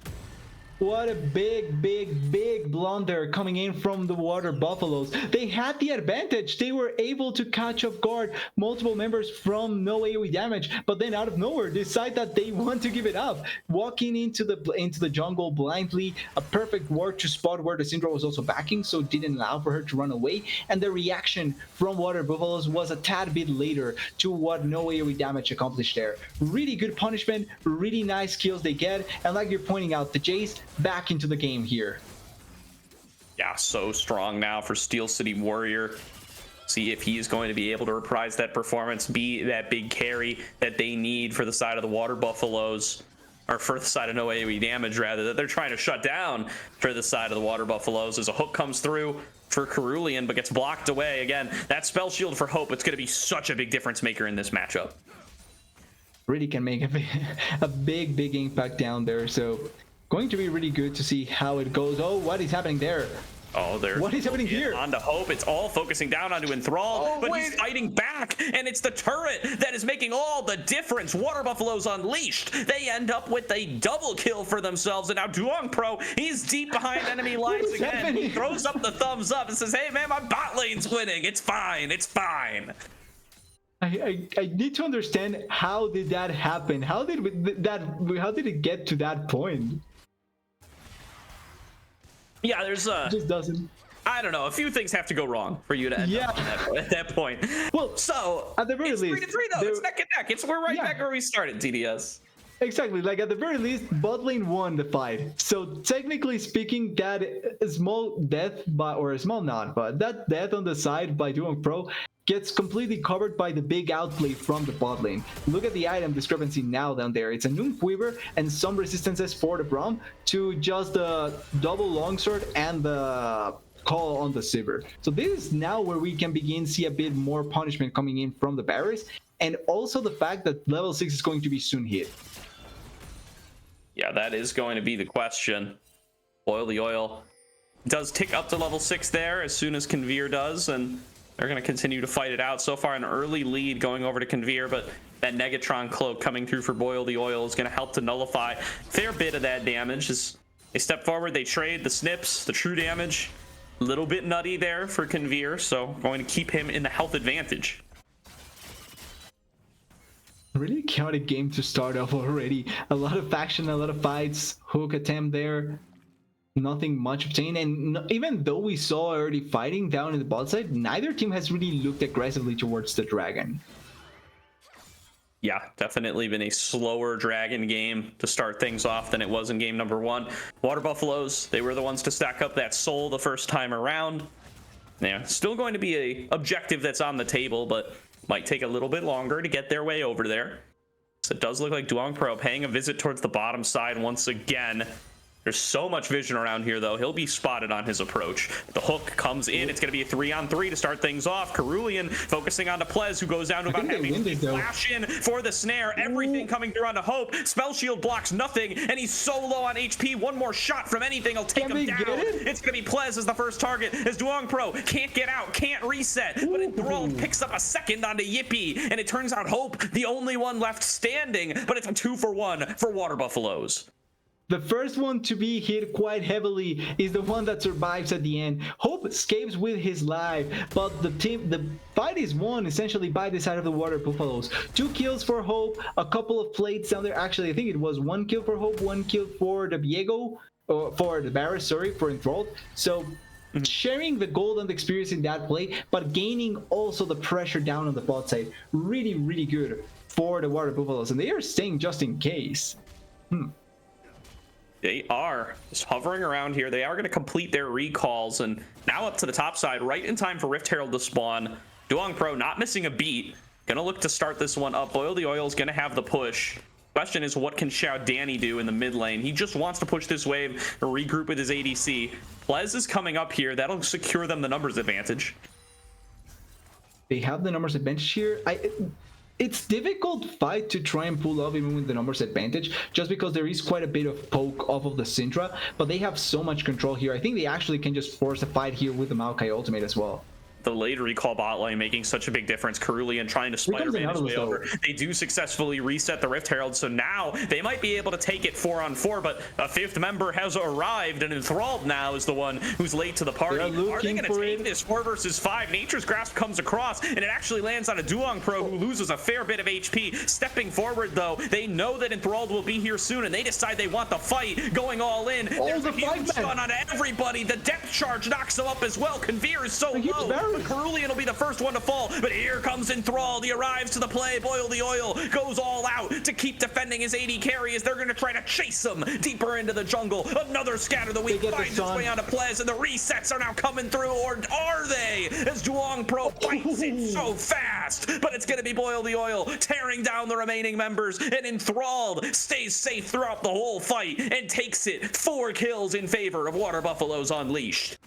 Enthralled gets to the fight really late, but it doesn't matter. They are able to still win it out. They may have lost the Herald, though. That is going to be an important amount of gold that this win may be able to capitalize on, since she's the one that collects it. But overall, the fact that they win the fight this heavily, not a lot of kills goes into the pocket of the Sivir, and a lot of the value still stays with the Water Buffaloes, could be a big moment for the Buffaloes. Look at the item div as well in the bot lane. Paris has a static completed to just the Noon Quiver now from the Sivir.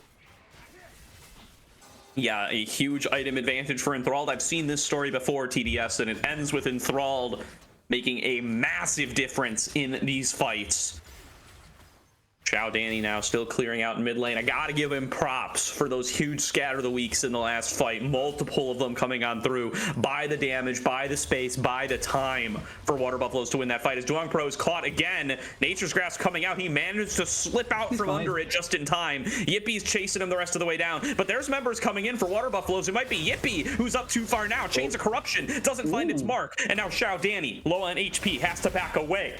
It looks like both sides are now seeking to get away from this fight, but the hook lands on Plez. He jumps over the wall to safety, and now they're dancing forward, trying to find themselves a target once again, but they're out of crowd control, and Cerulean did not have access to that depth charge to mark his man. They are both going to back away. No casualties in this fight.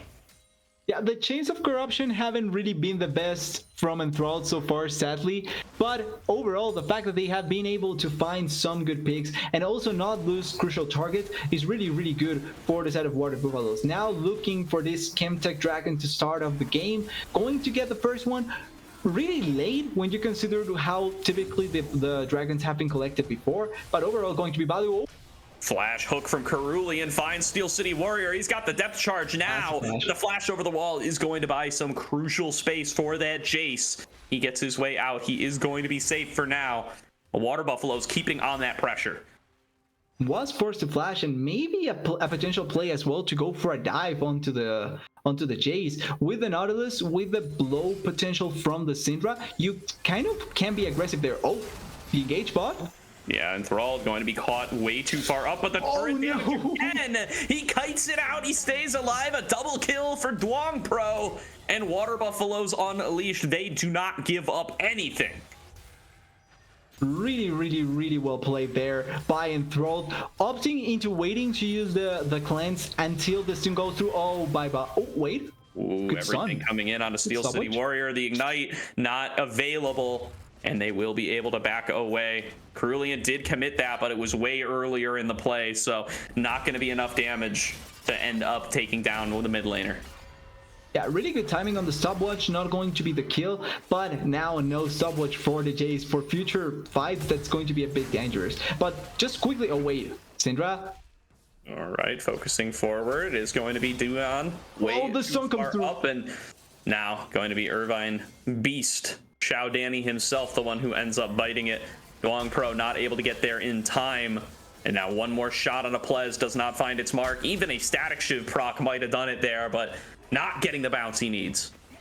Yeah, I really think the Static Shiv actually gets the kill there, so at the end, the Braum doesn't die. Really nice play, forcing onto the Syndra that has no flash. Did have to blow the flash from Hope, but overall it's really valuable. Oh, play into the Gwen. All out on that is so nice, and he's way too deep. Nicely played by Boil the Oil. He'll be able to pick up that kill. Probably didn't even really need Duong Pro there, but he'll be thankful to have him, and is going to get another point on the scoreboard for Water Buffaloes.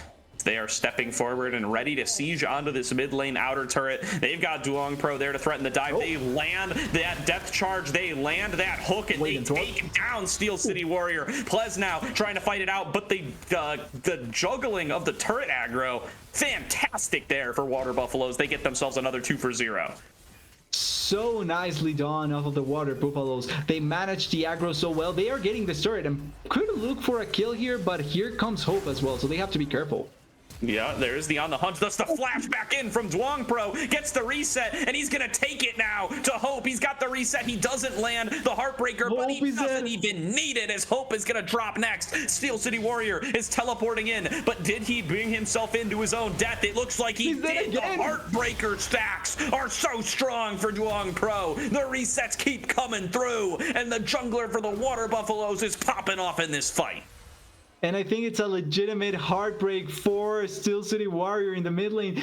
Dies, teleports back in to just be victim of another engage. And they could actually look for another pick here if the Viego wanted to get more kills with that hook coming through. But it really doesn't matter. They get so much value out of that play. 4 kills plus the turret in the mid lane with 5 plates fully completed. That was so much gold value that they got out of that play. And then in the meanwhile, the other members were just pushing on the side lane. Syndra gets the bot lane turret thanks to that much attention that was given to the mid lane. And then in the top side, yes, the Kisante had to use teleport, but he is back in lane and farming really comfortably. Yeah, and Duong Pro, I thought he was going to go back and try to spend some of this money, but he's still out here. He is looking for the Rift Herald. He was stealing away jungle camps. Now he's looking for another fight with the rest of the team. They are going to throw down the mist and look to collapse onto the remaining members of the AOE damage. Plez going to be the target, avoids the stun. Hook doesn't land, and they are going to have to back away. And Duong Pro, you've got a lot of money in your pocket, man. You got to invest that. You got to be responsible and start to spend some of it on items rather than just standing out here with it in your pocket. But Cerulean's not going to let him. Cerulean's still looking for the fight and cannot find the target. But here's Conveer on the flank. Duong Pro sees him coming in, is going to try to buy space for Enthralled. And they through those scissors. Now Duong Pro, he's got the scissors himself. He's ready to take the fight back against Skippy. He's going to try to take him down with the Heartbreaker, and it's Steel City Warrior up, taking the front of the damage. No. He's going to go down as well. The reset comes through. Duong Pro now with another reset coming across. Just uses it to jump over the wall. He's looking to collapse onto Plez and onto Hope, who have bought themselves enough space. They are retreating as fast as they can, and it's looking like they might be able to get out, but Duong Pro and Boil the Oil, they have something else to say about that. They're going to throw down the mist. Heartbreaker forward. Stun comes in. Plez is the next target. The stun comes in from the concussive blows, and it buys space for no AOE damage to fight back underneath their turret. But all they're fighting for is the right to stay alive. Water Buffaloes Unleashed. They won this fight long ago, and they're ready to spend their winnings. Yeah, they won way before that fight. When was even able to just come back to life and then begin roaming back into the map? The gold advantage that the Water Buffaloes has is so big. And now that finally the Viego, after like 5 minutes of roaming around with so much gold, finally backs to a completed Black Cleaver. That's how much gold the Viego had that he didn't want it to spend before that. Yeah, it's a lot of money. It's a little bit much. Duong Pro going to be incredibly strong now in these upcoming fights. He gets himself a little bit armor as well. He's working towards very nearly having that fully stacked Aetherwing Hatchling. Going to be so fast coming into these fights too. And he is just unstoppable alongside Enthralled at this point. Water Buffaloes Unleashed having a much cleaner game number 2 than they had in game number 1. And are looking ready to shut the door on this and take it to match point. They are really looking poised to get to that point, Gordo. And honestly speaking, when we came in, it was looking like maybe with the substitute not having potential to bans now they have, was looking a bit dicey for the Water Buffaloes, but they've been able to perform really, really well with Enthralled. You could even argue he's one of the best performing members, if not the best, so far in the series. So it's so good to see this from the Water Buffaloes, and the way that they've been playing has been like they have been a team for much longer than just a night, it feels like. Definitely really showing some of that old Zenigma synergy. And, you know, it's not like Enthralled has just been sitting on his couch while he's been gone, but I'll pick that up in a few as Hope is getting chased down by Duong Pro. The exhaust going to save his life as now they're diving on a Steel City Warrior. They are not taking just one play at a time, TDS. They are taking multiple dips into the cookie jar, and they get themselves a kill on the bottom side, even if they can't close it out on the top. Water Buffaloes Unleashed, charging in with the Rift Herald. They crack open the base. And they have opened up the first inhibitor turret. Oh, they may be looking for more even. All right, Plez going to be focused down, does flash away in time. Yippee now chasing forward, is going to have to think twice about that though, as he's running out of teammates around him. Boil the Oil just continuing to be on side lane duty. Says, hey, as long as I can keep Conveer here, I'm doing my job. Although he's going all out. He's trying to take this fight. Does not land the Q3. Does he have enough damage? He does not. The shutdown is picked up by Conveer. Yeah, the top lane may have been completely uninteractive before this, but now with this solo kill, it's the only thing that they've been really able to do so far. This game feels like a couple of solo kills between each other and then the odd fight joining up, because the rest of the map has been where we've seen the consistent fighting. Like, it's just, look at the kill participation from both top laners, and then look at the lower part of the map, and it's all focused on what the rest of the map has done so far. Yeah. I'm going to go back to my enthralled point now. He has not just been sitting around doing nothing. Well, he wasn't playing on Zenigma with these guys. He hasn't been playing with Xiaodani and with Cerulean anymore, but he was on Aporia back in the first OQ. He was on Genetics Gap in the second OQ. He's been playing, he's been practicing, he's been keeping up his form, and it is really showing out here as he rejoins his former teammates in this series. 100%. His play so far has been really good. Even off the Kai'Sa, he's performing really great with this Varus. And now they may be looking for Water Buffaloes for a pick or a Baron. Or neither. They are going to potentially just get the top lane turret and not force any weird situation here. All right, Xiaodani sees a potential pick. He manages to land the Scatter of the Week. They're focusing everything on Plez. He throws up the shield, but now he's got members behind him as well as the depth charge comes on through, knocks up a few targets. Scatter of the Week comes out, lands on the 3, stuns up 3, takes down 2, and it's at the cost of Xiaodani's life, but Hope has been sectioned off by the All Out from Boil the Oil, and it's a 3-for-1 fight for the Water Buffaloes as they're going to move back and get onto this Baron buff. Steel City Warrior and Yippee, they're the last two standing. They gotta find a way to deal with it. Xiaodani may have died, but they are going to get Baron buff in the meanwhile. A lot of damage already done to no AoE damage, and now it's completely dependent on the Maokai. Can Yippee seal this Baron, or will it be just another? Yeah, no, it's another objective for the Water Buffaloes. They have the damage, the execute, and the escape potential, unless someone dies. Great interrupt on several recalls. They were just ever so slightly desync. Steel City Warrior capitalizes on the opportunity. They take down Cerulean as now the teleport back in from Xiaodani to back up his remaining teammates. Conveer matches it. Both solo laners arrive to the play, both back away from the play. Nothing left to be found. Nothing going to be anymore apart from that pick onto the poor Nautilus, but the rest of the members will have the Baron buff. And with this Baron buff, with Soul Point also coming close, should be a great opportunity to open up the base even more, because they already kind of opened up the base with that inhibitor turret falling down way before the over on the bot side, but now they can thread in the inhibitors as well. They can, and they will. The red buff gonna go down, gonna get given over to Hope with that buff sharing technology that we've recently added to the game. It's the top laners, they're going at it once again. Boil the Oil, this did not favor you last time, and it is not gonna get any better from here on out. Conveer is fighting it out. All Out comes through, does drag Conveer underneath the turret. Only one shot lands, although the needlework, it's missing. Boil the Oil flashes back in and cuts him down with one more swing of the Untofu strikes as the Water Buffalo's top laner takes the one-on-one. Guess I'm really big liar here, Gordo, because I thought it was not going to benefit Boil the Oil. Guess it's a solo kill for the K'Sante in that play, and now with no win, they can look even more aggressive into the turret. There's the ultimates. Yeah, here comes Nature's Grasp. Great block there by Cerulean, but into the back line. They're focusing down Enthralled, and they get him. Big shutdown picked up for Yippee at the cost of his life, and now it's all on Hope, but Hope can't even step up to swing his sword. He can't get any damage across. He's been forced out by the members of Water Buffaloes, and there's a resetting Duong Pro ready to take the fight. Diving forward, gets the triple, but will drop at the end of the day. And now Scatter the Week to buy more space for Water Buffaloes. They want to get this inhibitor, and they want to get out as Converse and Hope have so much damage between the two of them. They are going to be too much of a threat. The problem here, though, is that because Duong Pro did die and the Maokai was the first to get killed as well when they were forcing the fight, this may be Dragon for the side of no AoE damage. So at the very least, gaining an objective in their favor now that there's no jungler to try and stop them, and they are also stopping the back potential from both the Syndra and the Nautilus. Really good opportunity here to finally get a bit of an objective value for no AoE damage and also the bounty gold. Well, don't say this stuff to Water Buffaloes, TDS, as they are sending multiple members towards the bottom side. They do not look like they're willing to give this up quietly.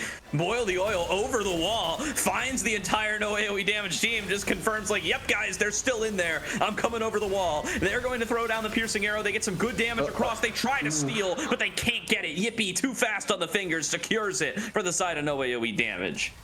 Yeah, the Barra's execution damage coming a bit earlier to the play means that there's not going to be a Dragon Steel. It's not the end of the world for the Water Buffaloes thanks to the fact that they are really far ahead. But it does make it so that if no AoE damage is able to salvage the situation, come back into the game, those dragons can make a big difference. So it's important to look at it for more of a future potential than an immediate factor. That's what they're looking for. Long Pro going to finish off that blue buff. Still sharing it with the rest of the squad. Does go over to Enthralled, it looked like. Now they are moving into the enemy jungle, laying down vision. They know it's going to be Baron time in a couple of minutes. And if they can set and hold their wards, they are going to be well set up to take that objective and potentially end the game. That mid lane inhibitor being down buys them so much space to work with as the wards or the minions continue to push on in. We've had that message from Boyle disconnecting for quite a bit already, but in the game it's not a big deal. We haven't had a pause, so it's not the worst situation there. Diego needs to be a bit careful not to walk in by himself into the enemy jungle. And overall, the control that already has been set up for the Water Buffalo is important for that Baron, like you were pointing out. It's still a bit away from being the main objective just because it's still 1 minute. Oh. But it's nice to see the control. Yeah, damage comes through from Steel City Warrior. Cannot quite connect where they need it to, but they are going to be able to bust their way through this turret. Now, the mist thrown down by Duong Pro, seeking a entry point to start his resetting game plan, and he has just been so aggressive in this game. Would not be surprised to see him fling himself into danger once again, but this time he's just taking wards instead of names and backing away. And taking a bit of poke as well. Has to be careful. May have the Guardian Angel, but if you die on top of 4 members, you're still going to die once again when you come back. So ideally, not be as in their face as possible if you really don't want to get just bursted out. The Jace may be really far behind, or maybe behind to the Syndra, but he still is a Jace. Like a good amount of burst damage can come through from the combo from the Jace. All right, nice interrupt on the Duong Pro's recall. Comes through there from Yippee. He could have popped the ultimate and gone all in there, especially if Hope popped on the hunt as well. But yeah, they decide they're not going to commit that much onto just the Viego. They didn't know where the rest of the team was, to be fair. They have not had control over vision on the map for quite a while. They didn't know that Water Buffaloes were all back in the base, but they're going to have to take a gamble on something eventually. They are 13k gold in the hole. But look at the damage that the Barracks just took from the ricochets of the Sivir there. 3-item Sivir with IE completed. That means that she's going to deal quite a lot of damage that is going to bounce between targets, and that means that stopping here is going to be kind of difficult. They have to be able to get on top of her. Oh, Flash in by Karuli, and it's all in on his Warrior, and he's deleted as Yippee going to be the next target. Hope now on the bottom side, throwing through these ricochets, flashing backwards. Oh, wait, Hope! It's a great play for Hope. He's carrying through, but he will be taken down by Boil the Oil as Xiao Danny has arrived to the play. He's going to get cut down, and now it's up to Duong Pro to carry out the damage. He can just keep sustaining up as long as he has a target to hit, but he gets bashed away by the Bramble Smash. It's a 2 versus 3. No AoE damage. They have the numbers advantage. They have the health advantage, and Boil the Oil and Duong Pro, they seem a little torn on what to do. They're going to back away, and it looks like these recalls are going to get completed. They are going to go back. The super minions are also hitting on the base, so they have to go quickly back and respond to them trying to destroy the base. Could be an opportunity to try and collect this Baron buff. As soon as the Syndra responds, could be a chance to try and burst it out, but I'm not sure if they do have the damage, so could be a bit of a risky task to go into. Dragon is also spawning in 40 seconds, which means that could be the angle for either team to look into. But what a chaotic fight. Really close, really could have gone either way. The Sivir, like we were talking about, 3 items, was destroying so many health bars in that fight, but has no flash nor ghost now, so she's at a bigger threat. And we're not done yet. TDS round 2, ding ding, as we are reapproaching this fight with ultimates down now from both sides. No all out, no Baron is down, hunt, and the Baron is already down to the side of Duong Pro. They're focusing all the damage in onto Yippee. Yippie's gonna be the first one to drop over the wall with the all out. Comes Boil the Oil. He's focusing on a Conveer. Conveer is going to drop. The root came through onto Hope, but he's still standing, and he's gonna be in charge of the fight. But the rest of his front line is already melted down. It's gonna be all on Plez. He didn't manage to block the stun in time. Hope is kiting it out. He stuns on a Boil the Oil. The ricochets back and forth. The shutdown picked up for Hope, but Enthralled lands one more piercing arrow, and that's going to force Hope the rest of the way out of the fight. Hope and Plez, they've got a recall right now, but Duong Pro is hunting them down, has found Plez, and is going to look for the reset. But Hope is over the wall. They get concussive blows. One more shot will stun him up, but he's gotten away with 4. Can they win? And now he's still I think they win. These recalls. 4 seconds to go on Yippee. Yippee will be able to defend the base. Hope fights it out, takes down Duong Pro. That's more shutdown gold to the pocket of the Sivir. The Maokai gets back in time, but they've lost a Nexus turret. But can he chase him the rest of the way down? He wants to interrupt these recalls, but Enthralled has got the damage, and he's going to take the fight himself. But Hope and Plez, they're back to keep the fight going. But Water Buffaloes have enough space. They can back away here unless they choose to take the fight. But Steel City Warrior from the top rope out of nowhere finds the flank and takes down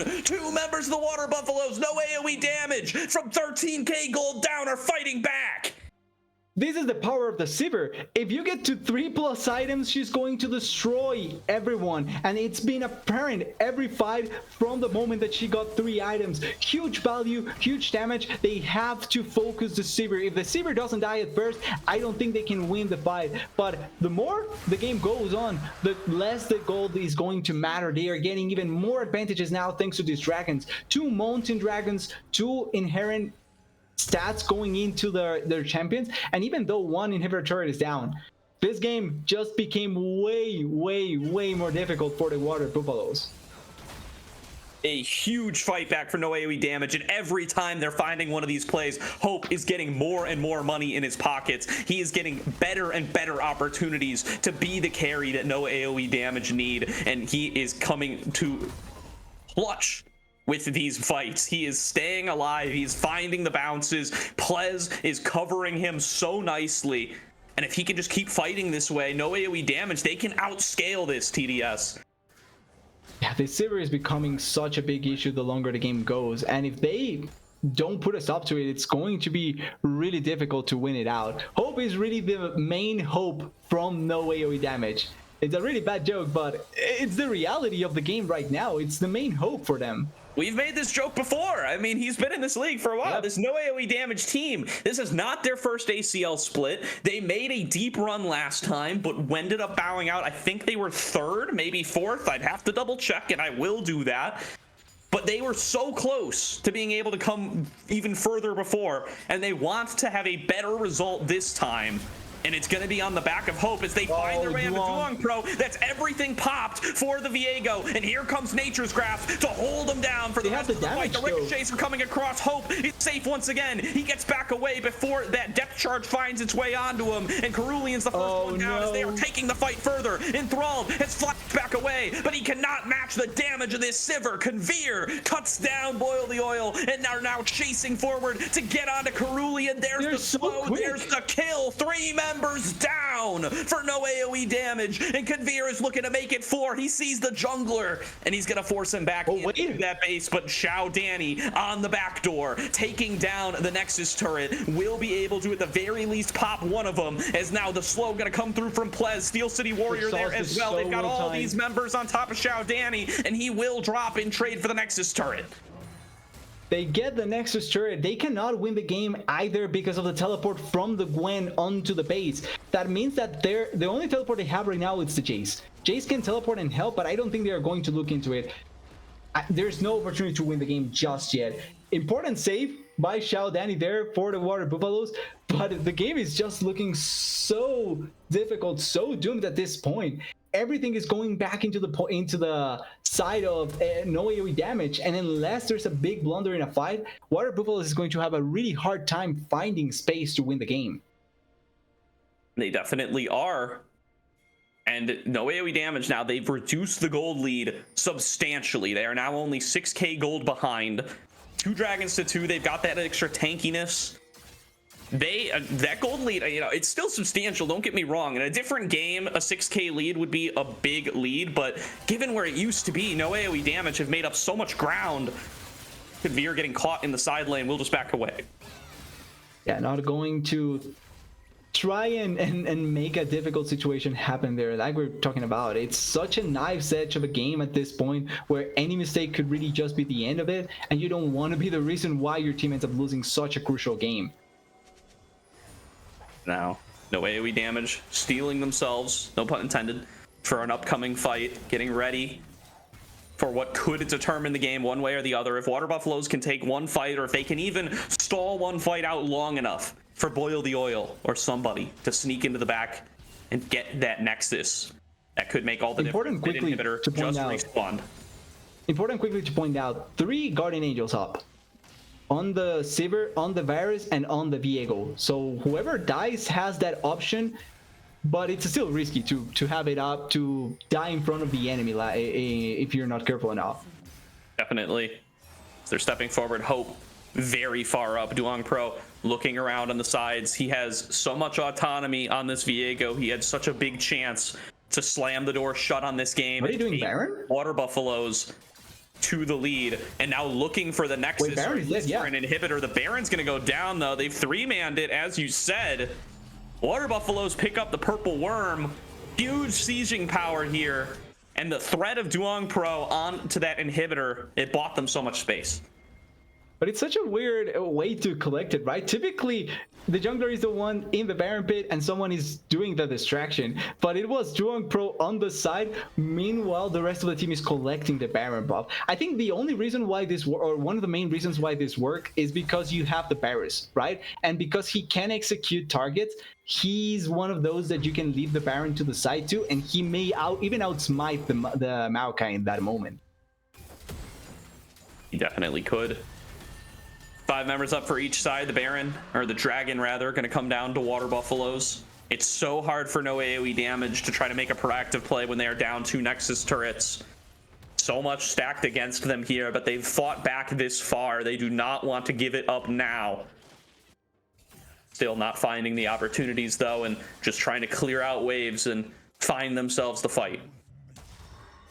They really want to try and find that one fight where they are able to just cleanly push into the base with the Sivir. The main one that can take structures obviously is the Sivir, but at this point where everyone has 4 items completed essentially, turrets will melt. So even if you do not have your main carry on your side, that could be it to try and push into the base. Yeah, Hope is as strong as he's going to be. He's got the full build completed on this Sivir. Oh, few other items left to be completed for the remaining members, don't get me wrong, but ADCs are as strong as they will be, and Duong Pro now as strong as he will be as well as he completes. I think the Death's Dance was his last item there. Going to be a huge force in these fights as well. This is such a knife's edge of a game. Now that both teams realize that they can lose the game in any manner, there's not that much aggression like we saw before. Duong Pro is no longer like in the face of the enemy, for example. We haven't seen more aggressive hooks coming in from the Nautilus. The Gwen and the K'Sante haven't even been fighting that much, either on the side lane. Just feels like they are waiting for something to happen, but they don't want to be the reason why it happens.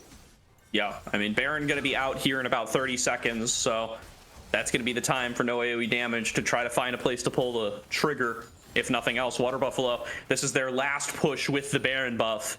They are trying to sync up their waves between top and mid lane.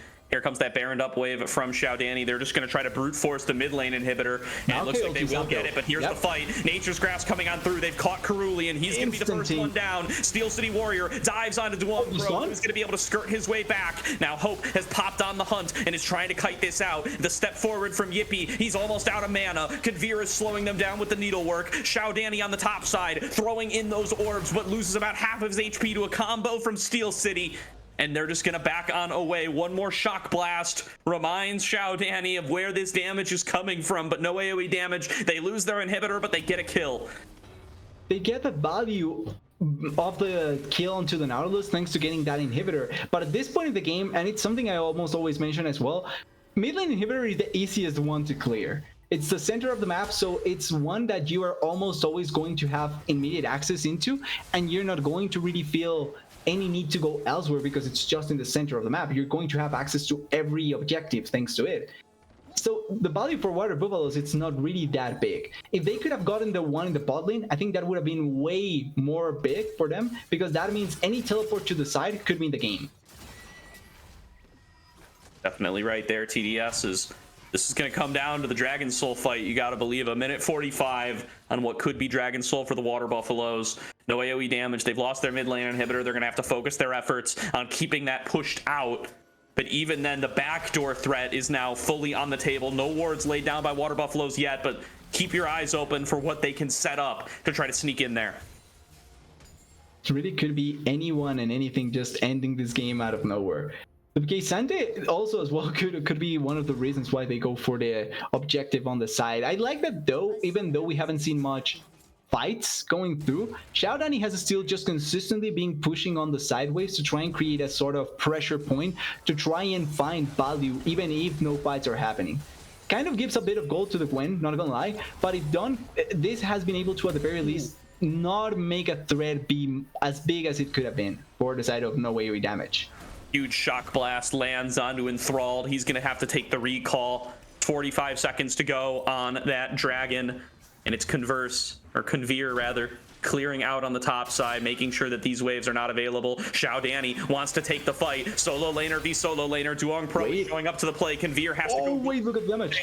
But he's going to end up dropping. The shutdown is picked up for Duong Pro, and no AOE damage. They know they have to pull the trigger right now. They're going in, but into the base is Duong Pro for the Nexus. No AOE damage. They're not going to be able to get they're losing this. They're trying to take the fight, but they're losing out. The 4 versus 3 Steel City Warriors into the back line. He takes down Enthralled, but the Nexus is getting hit by Duong Pro. They lost. Water Buffaloes unleashed. They find it, and they take themselves to match point.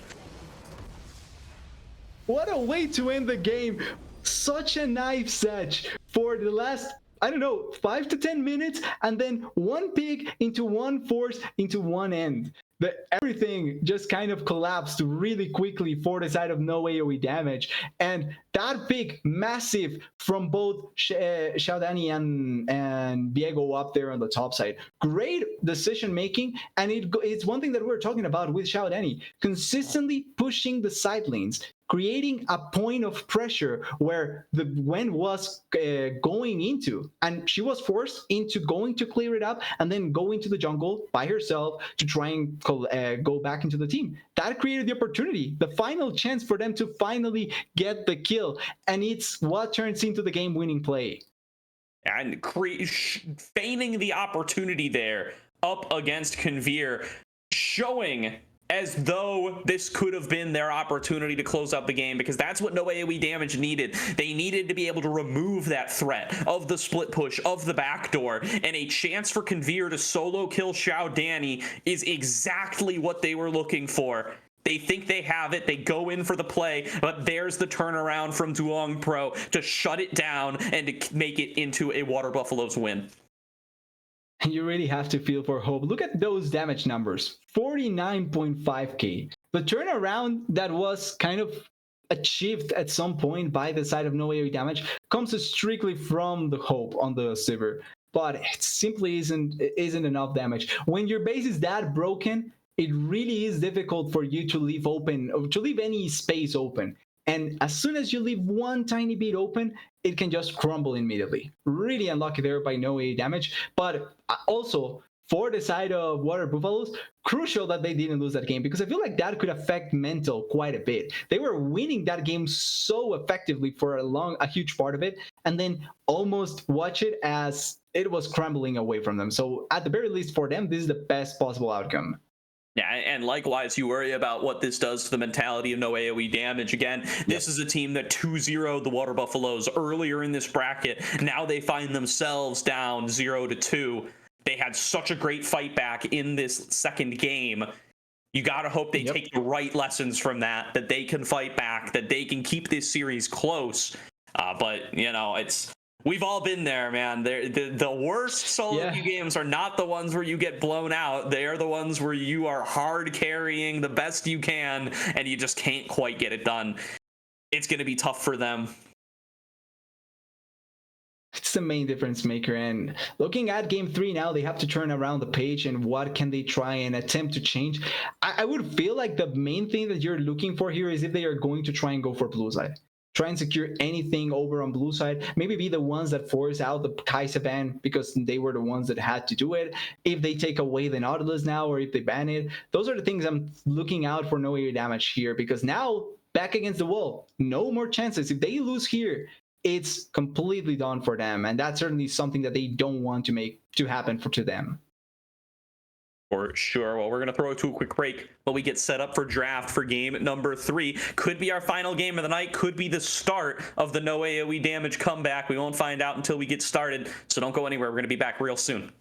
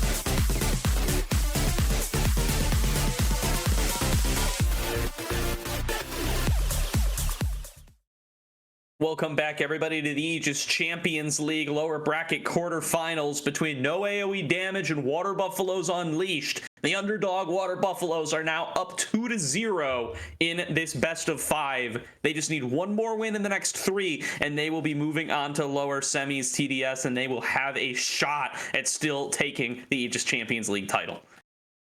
Exactly. At this point, every win really matters. You want to continue moving forward, get closer to the title, and certainly not give the opportunity to be eliminated and have no more contention. What AoE damage right now is facing, it's a scary prospect to go into, especially after last game. Hopefully they can turn around the page and try and play out this third game in the same manner that they've done in the previous two ones, trying to fight for everything, obviously not falling as far behind as they've done, but trying to go toe to toe and win against Water Buffalo. Meanwhile, Water Buffalo has to keep doing what they are doing. It's been working so far.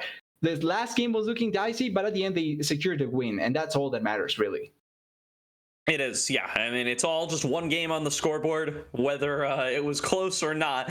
They definitely are probably kicking themselves a little bit, though, for what should have been a clean closeout. They were 14K gold ahead at one point, and the game dragged on for like 20 more minutes. So definitely an imperfect execution coming out of the Water Buffaloes in that game number 2. I was praising them at about 30 minutes to say this was a lot cleaner of a game. It turns out it was a lot dirtier of a game. It was not, there are a few scuffs on that one. You gotta give it another pass over for sure. So there's room for no AoE damage to play. They've just got to find it, and they've got to keep their mental after what was a tough game number 2 loss. Exactly, and one thing that I really want to see from them going into this last game, playing more towards Hope. It feels like if you give the resources to Hope, he can carry, but most times we've seen them getting pushed in, not enough jungle attention in my eyes, and even when there's some jungle attention, it just doesn't find the value that you want to see with this AD carry. Where you look at the other side, Water Buffaloes put pressure down there, and Thrall is able to find kills, to find assists, to find a lot of gold, and then the jungle moves and tries to gravitate as much as possible over on the bot side. So it just allows for them to have natural advantages consistently without losing out on a lot of the pressure on the rest of the map. Because one thing that Boyle has been able to do amazingly up there in the top lane is just be a completely good neutral factor. He doesn't die that much. He doesn't force a lot. He isn't a liability that you have to worry consistently about. And that just allows the space for the bot side to be completely useful in comparison. Yeah, no, and this no AoE damage team, we talked about it a little bit in the last game. This is their second split in the ACL. They played under the name Des Moines Yellow last split. They were third place, just losing out in a tight best of 5 to UCI Varsity, trying to make it to that final. They want to make that final this time, but they are now very, very close to having those dreams shattered. They have got to make themselves a big turnaround here. Meanwhile, Water Buffaloes, right, they were in this league last time too. They were on the main Des Moines DMG team, and they didn't even make playoffs. Now, they had a lot of roster shuffles at the time. It wasn't just exactly these 5 guys. You know, it was the core, right? The Boyle, Shao, Danny. I think they still had Samakin at the time as well. I would have to double check that. But it is going to be a big pride match for either of these teams, right? They've both been in this league, and no AoE damage have made it deeper than this before. They do not want to bow out 0-3. Would be a really unlucky sequence of events for no AoE damage after being so close to reach the grand finals in the previous one. To bow out so early on in the competition really wouldn't be so early. We're already in the BO5, so it's not technically that early, but would be kind of like to them it would be technically, so would be really unlucky. But so far with how it's been played, I think Water Buffaloes really has it in them to close it out. Looking like it's going to be a similar start to the draft as in the previous game with that Varus burst pick. But I think this is an opportunity now for no AoE damage to just take away the Nautilus and take the Jace as well if you want to. Yeah, I checked the Des Moines DMG roster. It was this exact Water Buffaloes roster, but they had Kitsuo instead of Duong Pro. So it was these 4 together. And by the way, it was these 4 including Enthralled, who is a substitute now, but at the time was the starter. So a reunion here between that team, coming up with far better results than they had last split. In no small part due to Duong Pro's difference. I mean, he has been fantastic in this series, was such a big force on that Viego last game. We'll see if he can carry them the rest of the way over the finish line and bring the Water Buffaloes up to that top 5 territory that this will earn for them, or top 4 territory, actually. We'll be eliminating 2 teams today, so the winner will be top 4. It's a big accomplishment to be top 4 in a league that had 20 teams in it. An uncapped league that had 20 teams in it at that. Definitely going to be a goal that both of these teams want to accomplish. Water Buffaloes now with a chance to put Shao Danny back on the Ahri are looking excited to take that chance. No AoE damage though. They have gotten themselves the Nautilus steal away for Plez. So they are going to deny that from Cerulean, and they're pairing it up with the Lucian, it looks like.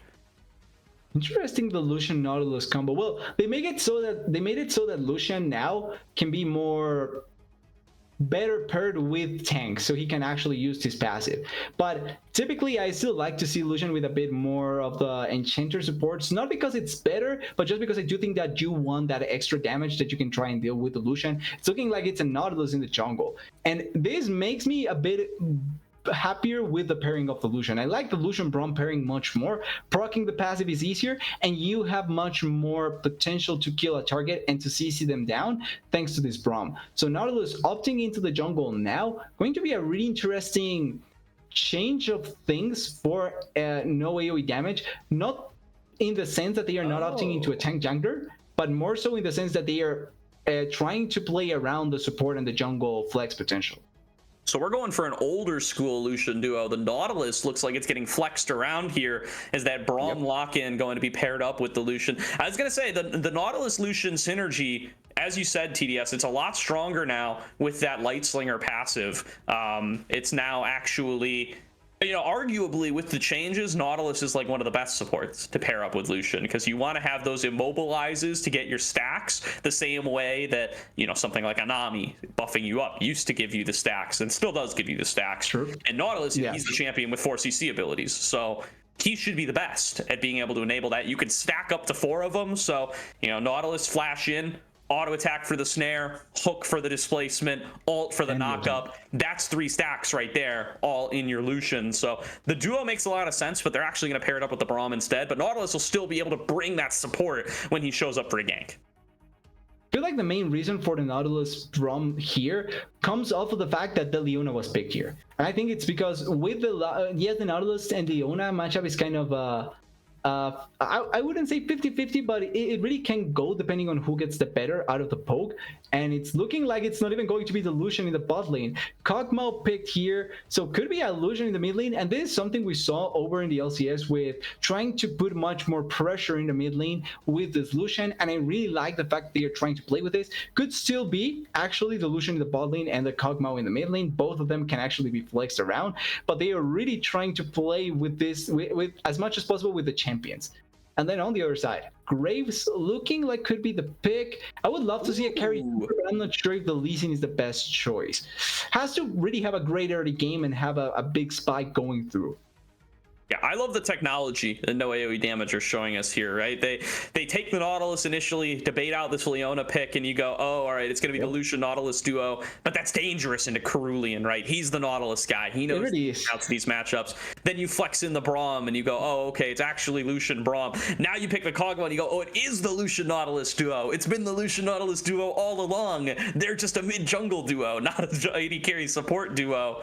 And now to play up against this Renekton once again, this matchup, it actually worked out pretty well for no AoE damage. I mean, despite losing game number 1, I would say Conveer came out with the lead there. Now, what does he want his counter pick to be? Is he going to run back the Gwen for the 3rd game in a row? He's teased us with this Pantheon before. Can you please speak? Yeah, I don't want to call anything. I already have my eyes wide open continue multiple times. So okay.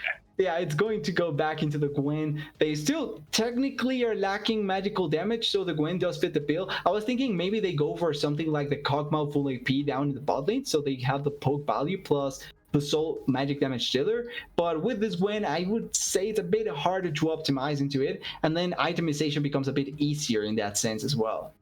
Yeah, and I mean, now you're like kind of, Kog'Maw can fill his hybrid role, I think, a little bit more fully. Yep. You could still go the AP Kog'Maw build, but even the AD Kog'Maw build does a fair chunk of magic damage. You know, ulti does magic damage, the on hit from W is magic damage, the E is magic damage, so you end up with a fair bit of magic damage even if you are building AD on hit style Kog'Maw. If you're on hit Kog'Maw too, like Wit's End does magic damage. There's a lot to be spoken out there. Yeah, exactly. So there's quite a bit to be said for Kog'Maw and his capacity as a hybrid carry.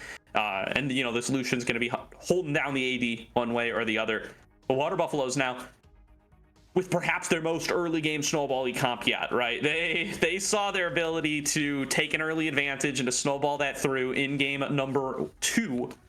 Now this time, really putting their eggs in that basket, saying, hey, We're going to be able to close this out before Hope comes online, before he gets to that 4 item mark and starts being that massive Cogmaw. If they do it, if they manage to scale up, if no AoE damage, they're going to rely on Lucian Nautilus as this bridge to buy them some control in the early game. They can do it. That is going to be setting them up for an incredibly powerful late game. Exactly. When you see the head-to-head between each of the champions, the late game for no AoE damage is clearly better than what Water Buffaloes has. For each position, realistically speaking, I would argue maybe bot lane is the one that it's the closest, since both of them are pretty equal in what they are able to accomplish. But AD carry support, I mean, with that, AD carry wise, well, Kog'Maw is better than the Varus when it comes to late game. In the mid lane, it's another AD carry, so he's going to scale better than the Ahri, even though the Ahri can find value. We don't see the Ahri going for magic damage typically. And that means that she already kind of loses out on the late game battle, and even then, if she doesn't build magic damage, she's going to lose even harder. So the Lucian for late game even better. And then in the jungle particularly, because the Nautilus is going to opt into going full tank, it's going to find way more value than the Lee Sin, that it's going to become a kick bot eventually, and he can be bursted really effectively. He goes too far deep. So no AoE damage, has to play for the 30-minute mark, for the 30-minute Kog'Maw 3 item mark, where you can really just win fights effectively. And Water Buffaloes, a snowball out of control, don't let no AoE hit you at any point of the game. Like, you have to snowball so uncontrollably that it's impossible to catch you. That is what it's going to have to be coming through for the Water Buffaloes. And I mean, Duong Pro with such an explosive early game in number 2, now going to be on the Lee Sin, an even more explosive early game champion. They're really putting a lot of eggs in his ability to run this map in the early game, especially up against a jungler like Nautilus, who, doesn't exactly bring a lot in the dueling department early on. So expect to see a lot of these invades coming through from Water Buffaloes, a lot of Lee Sin, Leona hooking up to find their way to steal camps and to camp bushes to shut down no AoE damage early on.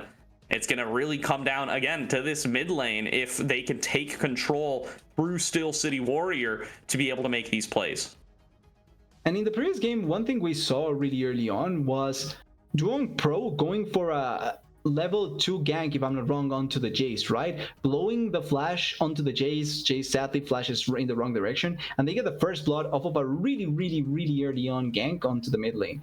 Now with the Lee Sin, it should technically be way easier to even get a gank going into the mid lane.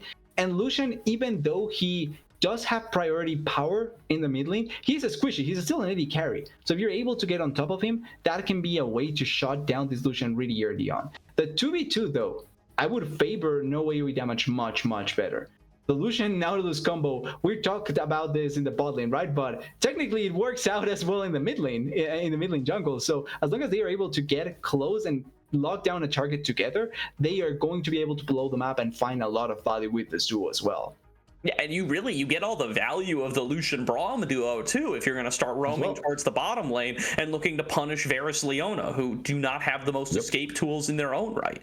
So you really get everything going in for Steel City Warrior now in this game number 3. The substitute in the mid lane, really not their general starting mid laner. They've usually run Zoltate traditionally, now running Steel City Warrior today, but they put all of their eggs in that basket today. They can rely on Hope in the late game. They can go back to that tried and true method of scale the late game and trust that Hope will be the fighting force that we need. And that's been the story of this team for their whole existence, right? They were like this on Des Moines Yellow. They were like this season as well. Hope has been critical to their ability to win out in later game situations. But this draft it's about Hope when it comes to be late game, but for it to be about Hope, it has to be about Steel City first. And Steel City, he has had every tool drafted for him to be successful here. They are really going to have to execute it all together, though. They're going to have to put together all the pieces and find ways for this Lucian to build them advantages in these plays.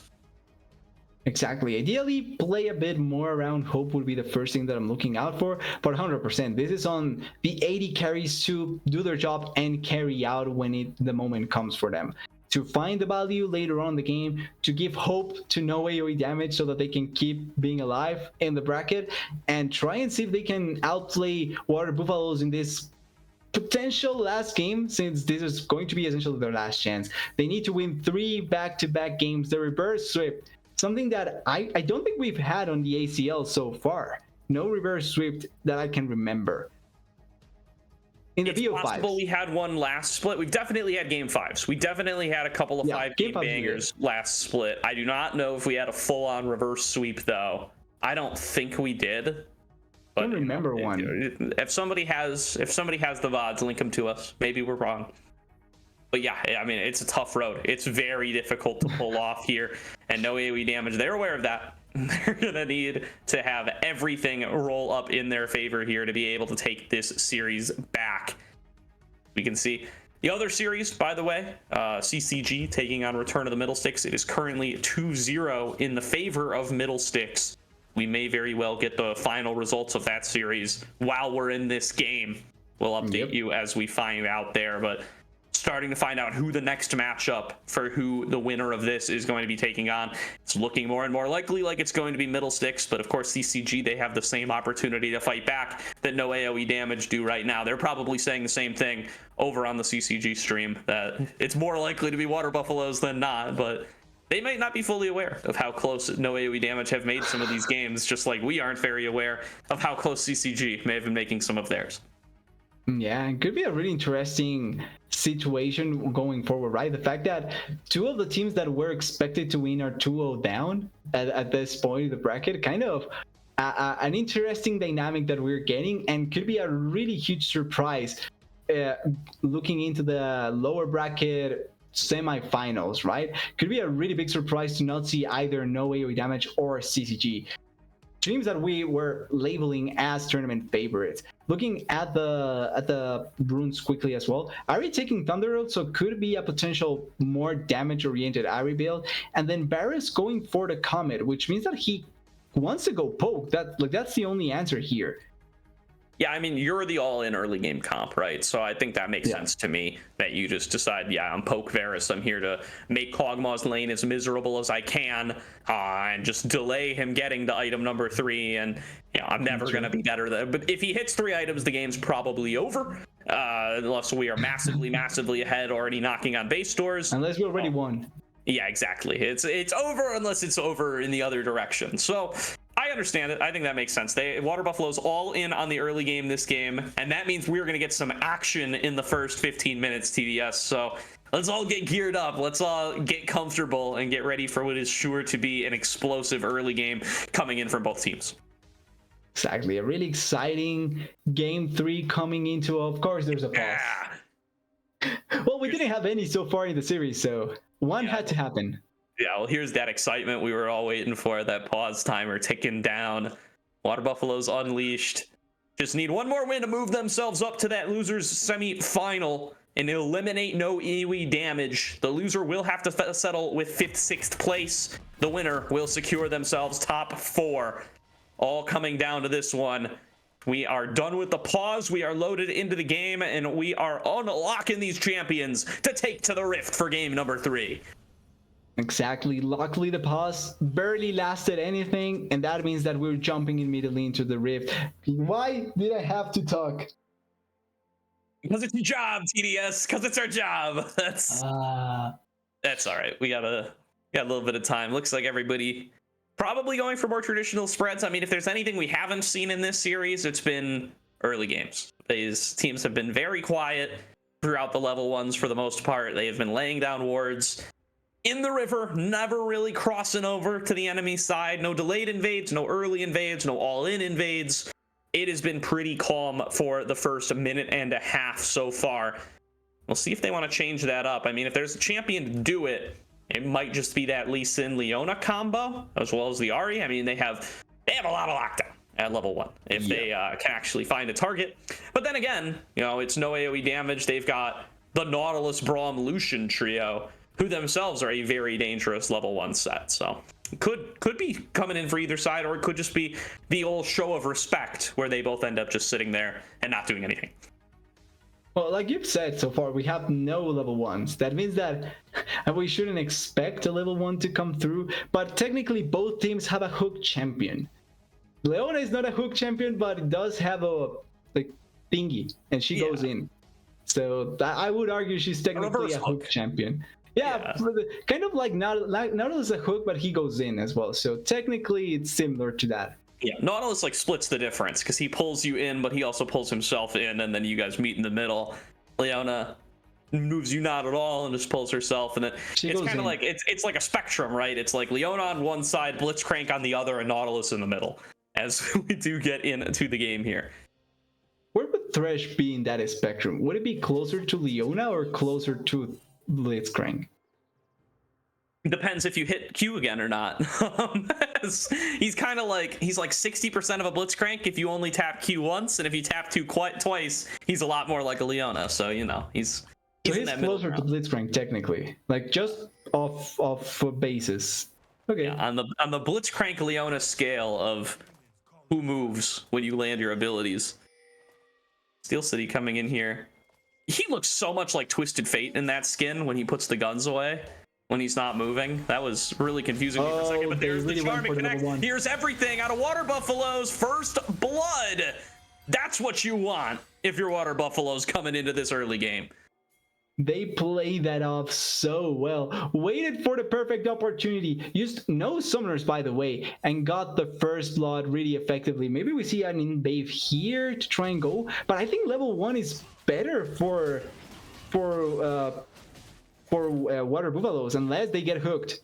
Yeah, they're coming in here. It looks like it's going to be a full-on 3-on-3. Hail of Arrows connects. But yeah, without the Lucian here, what are they really bringing to the table? Is they're going to try to snag away. Yippee gets it off the smite, and the stun lands onto Duong Pro, and now with red buff getting applied all over the place by Yippee, it's going to be a takedown on a Cerulean. Yippee picks up that kill, and no AOE damage. They equal us out at 2 minutes. How did they lost that? Like you were pointing out, Lucian should have been later, so they probably win that out. But listen, missing out on the smite, that's a big blunder. You have an execute with your Q. How did they fail that? That's such a weird situation there. Yeah, huge question mark there. Duong Pro, maybe the nerves getting to him a little bit as Steel City Warrior shows up in lane, still has all the summoners, and is ready to brawl it out with Xiao Danny. Also getting word now, Return of the Middle Sticks have completed the sweep 3-0. They will be playing the winner of this matchup in the loser's side semis. As Yippee now getting spotted, still brawling with Duong Pro. Here comes Xiao Danny, but Steel City Warrior is here, and he's so strong on this early game Lucian. Again, he is never cleansing these charms. It's a bit dangerous to me, but he does get the trade in. He backs on away. Now he's looking for Duong Pro. Good flash forward. Doesn't even need it. Guns him down, and now he's got the shots in the chamber to move on to Xiao Danny. Could potentially cleanse out a huge charm here, but the damage from the electrocute is applying. Oh, Xiao Danny with one more huge Orbit Deception. That's going to push Steel City Warrior out of lane. And with no TP, that is going to be so punishing on this Lucian. As Boil the Oil, he sees a chance to go on to Conveer. And Conveer will back on off. Only reason why that doesn't turn into another kill for Xiao Danny on the mid lane is because Ahri has no flash. The engage, no shield on the Braum. Yeah, focusing forward, moving in on to Cerulean, who will get stunned up. Hope continues to rein in the damage, but not going to be able to keep that locked down for long enough. Really flashy early game from both sides now, as there's kills on both jugglers and both mid laners. Yeah, but the issue here is Duong Pro. He's 5 CS to the Nautilus being so far ahead to himself, and right now he's waiting to steal the blue buff as well, it looks like. Yeah. He's just being in the face of Duong Pro so far, and he's destroying him as well. Yeah, and I mean, this is exactly the opposite of how you want your early game to go. As Duong Pro, as Yippee just takes the solo kill, mano-y-mano. He is going to end up going down here as the solo laners collapse onto him, but he's doing his job. He is disrupting the early game plan of the Water Buffaloes, and he is keeping Duong Pro at level 2. He's essentially making Duong Pro be as close to a minion as possible. Has absolutely no access to his buff so far. Well, actually, the blue buff still is up. Didn't lose it, but still lost out on so many camps. Lost out on stacks previously. Stunned into the barriers. Has to be careful. Oh, moving forward. Well, the oil has to back on away. Wow, the health bar is so low for Hope and Plez. Looks like some kind of fight broke out in this bottom lane, but no summoner spells were used. Plez has got to be careful. A flash arrow from Enthralled would spell the end of him here, but Hope, with the highest health bar out of anybody, is willing to stand up and forward. Honestly, I think if the Leona wanted to go in onto the Kog'Maw, they probably can kill the Kog'Maw with Ignite and Arrow. It's now Arrow being channeled. Plez. Oh, He's got the Guardian Shield that keeps him up. Hope is cleansing. Hope is stepping forward, but Hope goes down. He has to flash. As Cerulean fights it back, and the passive doesn't find its mark. Enthralled flashes away in time, and Water Buffaloes are winning this bot lane matchup. Told you, Gordo, that he could go in for the play, and here as well. Hex Flash. Oh, Cerulean is not done. He hit it. No. He hit it. It did a little bit of damage, but it just wasn't close enough. The timing was just by, I think, a millisecond off. Sadly, wasn't able to cancel out on the damage. At the end, the Braum escapes with his life, but I still think the value that they get off of the Kog'Maw is much higher. Oh, play top lane? Long Pro coming on up here. There is nowhere for Conveer to go. Conveer is going to die, but Conveer cuts down Boil the Oil just in time. And now Duong Pro, he's 2 levels down on this. He has got to hit his abilities or he is not going to be able to win this fight. He lands the Sonic Wave. That'll be enough to close it out. Yippee is here. Yippee Spider-Man's his way in. He wants to keep fighting this Lee Sin. He's like, this has been favoring me all game long, and you better believe I'm going to keep fighting it. He still is favored, has the full, what is it called? The full Bami Cinder on his side to just the double longsword on the Lee Sin. But at the very least, now Lee Sin has a kill. So can come back a bit more gold into his favor. Gwen did get the soul kill onto the Renekton, and Renekton is down by quite a bit in CS. So can be a bit dangerous. So far, for no AoE damage, really, really good start.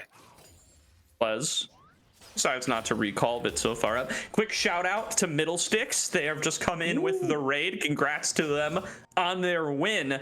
This match will determine who faces off against Middle Sticks on Friday in the lower semifinals. Currently 2-0 for the Water Buffaloes Unleashed. So far, their early game composition, maybe not finding the traction they would have hoped for. They've got 9 kills in this early game, but 4 of them have gone to no AoE damage, and no AoE damage, Yippee especially, is not letting up the pressure, has been living inside Duong Pro's jungle. They really saw the Lee Sin and said, you're stupid for picking this champion, I'm going to make your life a living hell. But now 3 members down here, Kog'Maw is not even close, could be a kill. Yeah, Yippee being punished for the aggression, but Plez is leading the charge, and Plez is keeping those concussive blows applied. Here comes Hope in from the side. So many members so low on HP, and the Kog'Maw raining down the damage, but now he's going to be the target. They take down Lucian is dead first, and the flash forward from Enthralled is thwarted. And as Yippee trying to get away, but the double kill comes through for Xiao Danny, and Hope is just trying to pick up all the money he can, but it's Xiao Danny in once again. The stun comes through on a Duong Pro. He will drop, but it's going to be a quadra kill in the extended play. They're giving everything over to Xiao Danny as he leads them to a 9-6 lead. The Ari is becoming now the main carry of the team. A fight that was looking really dicey. The shield value of the Braum so high in that play, but at the end they are able to skirt around really effectively, move from one side to the other, not allow for the damage to stack up, and they are able to get the biggest payout for Xiao Danny in the mid lane. Really interested in seeing what the Ari will go for, because with Electrocute, I would expect maybe Leandris or what is it called? Or Ludens, but with the other tome, I would bet it's a Leandris. Could be that Everfrost again as well, but we will have to wait and see. But I want to call out another item here. A Dark Seal, 8 stacks. So much extra EP in Xiao Danny's hands early on here. He got 4 kills in that fight, going from 003 to 403. Now is going to be so strong in these upcoming fights, so strong in lane up against Steel City Warrior. If he can keep those stacks safe, it will be such a difference maker. But, you know, no AoE damage. They're starting up the dragon, and the gold has not grown larger for Water Buffaloes in this time. It has stayed about the same, and it is pretty close to even. Yeah, they have lost quite a bit of the fight, so this may be another solo kill. Another solo kill, continuing to hammer home the point from game number 1. You cannot blind Renekton into no AoE damage. Yeah, and I'm really curious why the decision to blind the Renekton came through. Not necessarily because it's bad, but if you blind Renekton, or if you want to play Renekton, it's because you want to play for it, and we have barely seen attention out there to the top side. 1 gank, and really that was it. Maybe could set up a dive here, though. Yeah, now setting up here. Looking like it. Yeah, the wave's not really that thick. We'll see. Yippee does have the aftershock, though. Going to lead the charge in onto Yeah, I think Leon is dead. They're going to try to just blow him up, and they will get it. Yippee picks up that kill. Probably wish they could have given it to Hope, but they'll take it. And Enthralled gets some good poke damage, but is now just going to be left alone here. And Yippee is looping around here. Yippee is not done. He is going to look for this hook, flashed away from Enthralled. Crucial, but it's another summoner picked up in the extended. They can dive still. No flash now. They've got Hex Flash, yeah, but okay. They are done. No AoE damage. Hope and Plez are done. Maybe Yippee has some other thoughts, but he's going to have to go with the team. Being honest, I think GP should have, or they should have locked with GP to try and go for the dive. Could have been a much better play. They are looking for a dive up here, though. Conveer severely outnumbered, trying to chop away, trying to stay sustained, but doesn't even have the ultimate. Will end up going down here. Good juggling of the aggro by Water Buffaloes, and they're going to clean up several plates for their troubles. They get 2 plates in the mid lane in the process, though, so Steel City Warrior not feeling that bad after that play. Conveer, though, on the contrary, really feeling bad because he dies, loses out on this big wave, may be able to teleport back, though, so not the end of the world, but it's still really nice to try and come back into the game, although Renekton is still staying for a bit too long here. Yeah, Yippee really not even going in to clean up the minions here, is instead going to look for this collapse. Join Pro has been found. Steel City Warrior could just open up with the ultimate, and he takes him down. You don't even need to worry about the ward or the Lucian getting to the blast cone. The damage is there for the Lucian, and with that, it's going to be another solo kill. This is a big issue for the Water Buffaloes, not because they are not ahead, but because they are not far ahead enough. The difference is very little, and it's not amounting to anything. Good dash. Huge play there to stay alive, but no AoE damage. They continue to find themselves their picks. They have kept this gold lead to under 1,000 gold, and at 12 minutes in, that's a huge win for them. The snowball has not kicked off. They're the ones with the first dragon. It's getting really difficult. The window's closing and tightening for when Water Buffaloes can make this composition work. It's really feeling scary. Like, there's still the potential that we get to the late game and a team fight still is doable for the Water Buffaloes. Like, it's not just a straight up fact that they are going to lose every fight, but it's scary to try and get to that point, and the prospect, it's dangerous. Yeah. Veer still showing up huge up against this Renekton. The needlework doing work up against this Crocodile. Turns him into boots, pushes him back underneath the turret, and he is going to have to hide on out. Yippee gets hit by the Sonic Wave. Going in on this. It's a 2-on-2, but we've talked about how strong the Nautilus Lucian duo can be, but they're trying to make it unfair. Cerulean flashes in and lands the E, but is going to be able to take down Yippee. But look at Steel City Warrior fighting back. The charm lands, and he doesn't have the cleanse available in time. Enthralled finishes off that kill, and with pure numbers, Water Buffaloes unleashed. They fight it out, but they are not done yet on no AoE damage. They've called in the cavalry, and they're looking to lock down Enthralled and take him down. Hope cashes out on the kill, and they're gonna back away. It's a 2-for-2 when all is said and done. Exactly. Would be amazing to have your top laner in that situation, Water Buffaloes, but unlucky that yours didn't roam and the Gwen did roam in that situation. The kills still go really even for both sides, and Water Buffaloes are the ones that are feeling the hurt in that play, in that sense, because they are not gaining more advantage. They are staying closer and closer in gold, which is not beneficial for their comp at all. Now, quickly to point out, it is going to be the Ari opting into the Everfrost. Kind of sad because I would have liked to see the Ari go for a more aggressive build, but this at the very least does set up better for kills. Does give them a really good setup here. So now they're throwing down the Rift Herald in mid lane. They're going to look to crack open this tower, but the turret plating falls just in time. They don't get the cash out. They lost a couple of dollars there, but they will be able to get that first turret money. It's first turret blood, but like you're pointing out, it's not the huge amount of gold that you would like to get by gaining also the plate value. They are controlling the river though, so they are going to get this positioning for the second dragon. It's not a dragon that you worry about giving up though, as the side of no AoE damage. Oh, engage. The wall onto Yippee. They want to make sure they can secure this dragon, and they will at the very least be able to take down the jungler. But now the kite out coming through from no AoE damage. Cerulean really going to be the first one to drop, but they do find their way onto Steel City Warrior. Oh, on the charm onto Conveer, but he's still got the skip and slash. He's skipping out of there, and he will be able to escape. And now it's Hope on the flank. He's got Plez. He's got Yippee there too. They are not done with this play. They know they have the range with this. Oh, then Atlas died. Snipes down Yippee, inadvisable. able to be up that far. And The re-engage? they seize the opportunity. They send everybody in and they take down Plez. More and more numbers. Water Buffaloes are going to be able to turn this into the Dragon, and they are not done in this game. They are still in the lead, and they are ready to snowball it further. They want to close out this series clean and easy, and they are not giving any space to no AOE damage. Yeah, they don't want to give opportunities to them anymore. They've already lost a couple of fights that they shouldn't have, and now they are 100% looking for more advantages. Gaining the Dragon, well, actually, they didn't even go for the Dragon. They just won the fight, so are they going to use it to bait, maybe?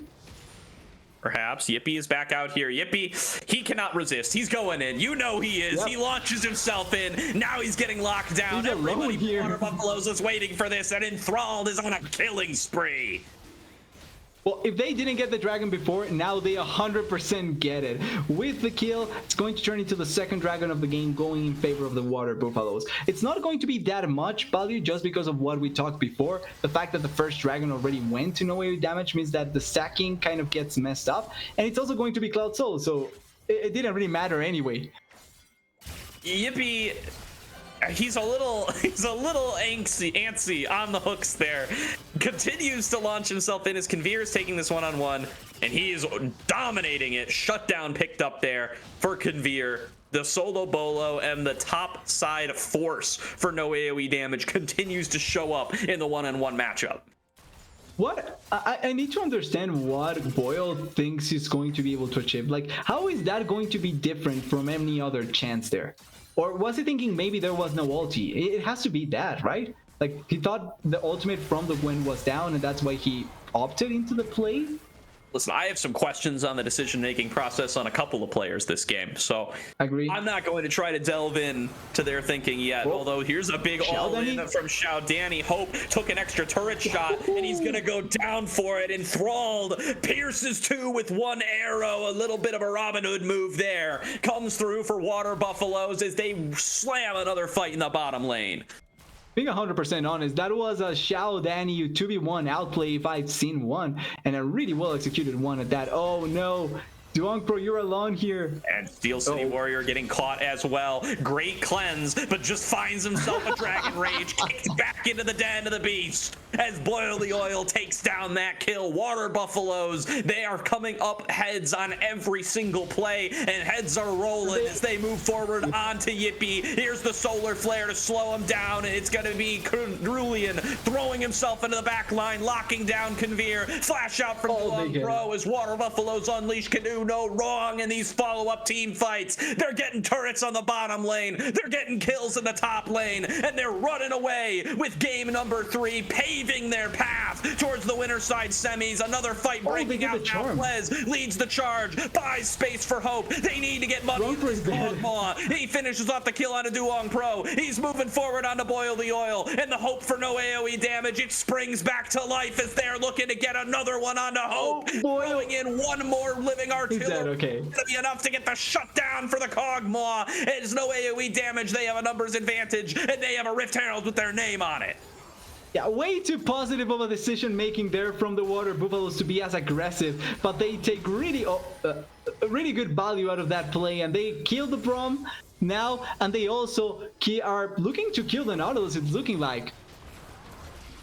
They want to deny this objective bounty from coming on across. Water Buffaloes Unleashed. They have reached the promised land. They've started to snowball their lead. There's going to be the Chains of Corruption. Enthralled goes godlike. Flashes over the wall to get out to safety. And now it's Cerulean, who's in way too deep and getting chased down by Conveer. Steel City Warrior. He opens up with the culling. Takes the one-on-one up against Enthralled, and he wins that all day. Flashes out of the Solar Flare and stays alive. And is setting up now for Hope to clean up the pieces. He's got to find some of these artillery blasts onto Duong Pro or onto Cerulean, but they've built up too much space and they get themselves out to safety. And are they finally going to stop fighting? Because it's really looking like they just want to keep going. Duong Pro, for the last 3 minutes, has just been in front of everyone, putting that, like, trying to go in. He hasn't done anything that doesn't involve going in. Truest Liz syndrome possible, but has worked out. They find a lot of value. They've gotten a better gold lead thanks to that as well. Still not the highest gold lead possible because they've given up a couple of kills that they shouldn't have, but it's better than where they were 5 minutes ago, 100%. It is. A 5k gold lead, Water Buffaloes Unleashed, nothing to be scoffed at, but it's not reflected in the Dragons. And it's not even really that reflected in the objectives. They've taken the outer turrets, but no inners yet at 20 minutes in. This Kog'Maw's already at 2 items. The Lucian's at 2 items as well. The Gwen is working towards item number 2, and Boil the Oil is taking the one-on-one once again. That has not favored him all game long, but this time Conveer a little lower on HP, not going to take the chance. Well, at least this time has more health to his favor, so at the very least doesn't die instantly and doesn't force a bad trade overall. But you still have to be extra careful. You don't want to give up a good kill to the Gwen just cause. They are pushing the issue really effectively. They are trying to get more vision inside of the enemy jungle as well. And with the dragon spawning in 13 seconds, I'm guessing they want to try and fight around this. Another big comeback angle here for no AoE damage. Remember that Dark Seal that was at 8 stacks earlier on for Xiao Danny. It is now a 22 stack Magi's. He has yet to die this game. If they can take him down, that will reduce the amount of gold available to Water Buffalo. Oh, the engage wave! As the hook lands onto Enthralled, and they're looking to blow him up, but he manages to stay alive the whole way through. Hope is kiting backwards, but has fallen. His Conveer is late to the play. They're focusing on the Steel City now. He's stayed alive so far. He procs the concussive blows, but he's going to drop here before too long. One more Q will do it from Xiao Danny. Is in the backline. Conveer trying to fight it out, but it's a triple kill for Duong Pro as nobody has gone down from Water Buffaloes. No AoE damage. It's all up to Yippee to try to trade one back. He gets onto the jungler, but it's a 5-for-1 ace for Water Buffaloes Unleashed, and there's nothing no AoE damage can do to stop them from taking whatever they want. How did that fight work for the side of the Water Buffaloes? It was looking like such a great pick. They got enthralled to start it off, but everything just went sideways, up on its head for the side of no AoE damage. They are not able to close out the fight. They are not able to find the damage to kill the AD carry, and in the process, Xiao Danny, the Renekton, the Lee Sin, Duong Pro able to get onto the backline and get the oh so important kill onto the AD carry, and everything falls down immediately after that. Great fight from the Water Buffaloes.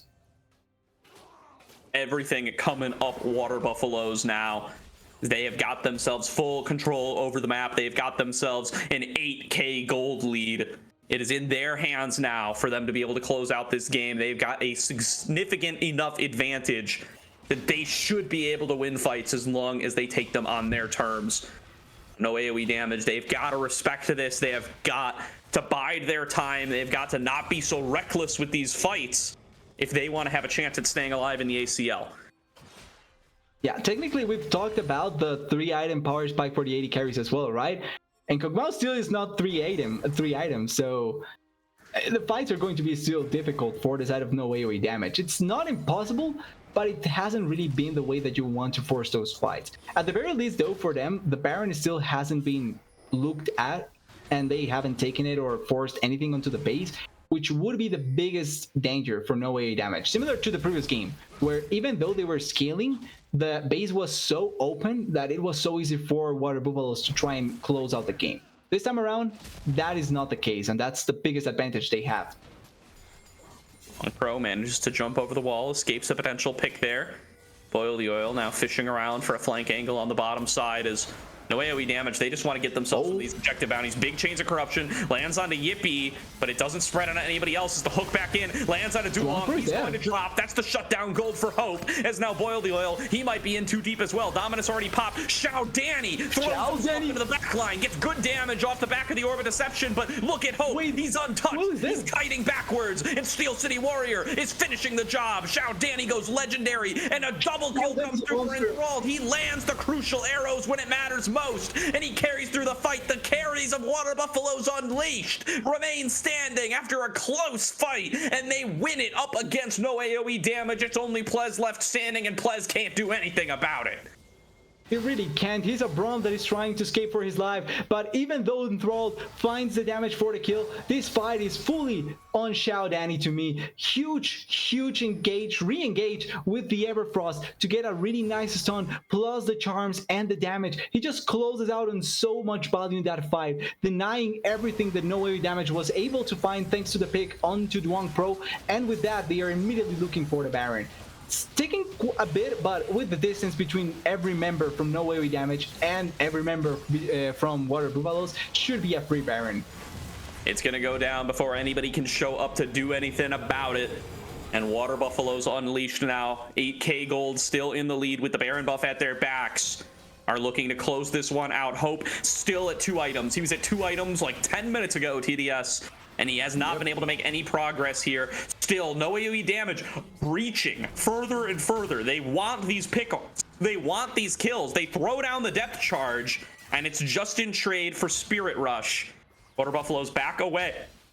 And now Duong Pro, he's got to think about this. He's dashing in. He has been doing They're going to miss the hook. Here's the full squad of no AoE damage. Big Dragon's Rage through the team. They're taking this fight. Enthralled on the flank. He finds Steel City Warrior. Guns him down with the bow. And now it's Hope left all alone. Way too far away from the team. Will end up going down. And it is a wipe for the Water Buffaloes. They're moving in onto Yippee. As here comes Cerulean on the backside flank, taking up turret the whole way. And that's going to be all she wrote. Then they're going to kill. Damage, an ace for Water Buffaloes Unleashed. They're already knocking on the Nexus doors, and there's going to be nobody there to answer. Water Buffaloes are going to complete the 3-0 sweep, and they're going to move on to the semifinals. Foil dies at the end, but who the hell cares, because 3-0 sweep for the Water Buffaloes. They committed to a style of play. They played with their carries. Please close out the game. Wait. All right, the Nexus is low on HP. They've gotten the kills. They've stayed alive in the game. TDS, they've overreached once again. It's the story of the entire game. And no AoE damage. They're going to get one more chance. Why? Like, I'm gonna be honest. This is the kind of thing that makes me wish that they get reverse swept. Being honest, completely honest. Oh, man. Just close out the game. What need do you have to do this? You know, there's no answer. I love how Plus left the game because it was over, and now he's back because it's not. Well, it technically should have been over. But okay, now they have another fighting chance. Free dragon, so free bounty for this Kog'Maw, and finally the Kog'Maw hits 3 items. So is this the comeback opportunity? Is it finally coming through? It's open Nexus, being realistic. It's an open Nexus, so it should be easy for them. It should be, but we lasted quite a bit in game number 2 with an open Nexus, TDS. We've been here before. Yeah, that's true. The same trick on Conveer might not work a second time. What if they just decide collectively to go kill the Nexus, and that's it? Well, we will see. The recalls have completed. No AoE damage. They're 5 members strong to try to defend this. Oh, Hook comes in. Yippee hits the turret corpse and is going to pull himself in out of position as here comes the fight. Hope dumping in damage, as is Steel City Warrior. They do manage to take out Cerulean, and now it's Xiao Danny. He's the target. There go the Magi stacks, and there's a 1,000 gold shutdown with Conveer's name on it. 2 for 1, no AoE damage. Successful defense number 1 completed. They stopped the initial push and now denied so much stacking from the Magi. I think Xiao Danny sold it as soon as he died. As you do, man. I mean, it's garbage at that point. I don't want my 15 stack Magi's. Get that crap out of here. They want their Rabadons done. It's just not quite there yet. Not going to be another opportunity to stack that up. So now, depending on getting that Rabadon's death cap to stack up on the damage, but now they've opened up a really dangerous spot once again. They are giving the opportunity for no AoE damage to come back. Wait, does he not have enough to... If he doesn't have enough to finish it, he shouldn't have sold it. 15 stack Magi's is more AP than Needlessly Large Rod. You could just wait until you have enough money for the Rabadons to sell it, my guy. But the feeling of having power is not there anymore. At least with the rods, it's gold efficient at 10 stacks. It's gold efficient at 10 stacks. But the feeling, Gordo, it's like having static shift. You feel stronger when you have it. Did selling him give the money for the Void Staff as well or something? No, he had it. Oh, shout Danny. All right, well. He had the Void Staff, pretty sure. Well, we'll see. It shouldn't matter, but a lot of things shouldn't be, but are. So yeah, we thought that in the previous fight and they lost, so. If they lose this game, man, I don't know what to say. I don't know what we're going to do for This that is the sort one. of I don't know games how we that I proceed feel like, as a society if Water Buffalo. yeah, like this kind of losses where you had everything to win it, or well, they haven't lost technically. We cannot talk as if they've lost because they haven't. But if they do, these are the kind of losses that I think should count for 2, because it's so impossible to lose that losing is just so weird. All right, no AoE damage at the no Nexus turret's comfort zone. Starting off the fight, Yippee gonna get booted out by the Dragon's Rage.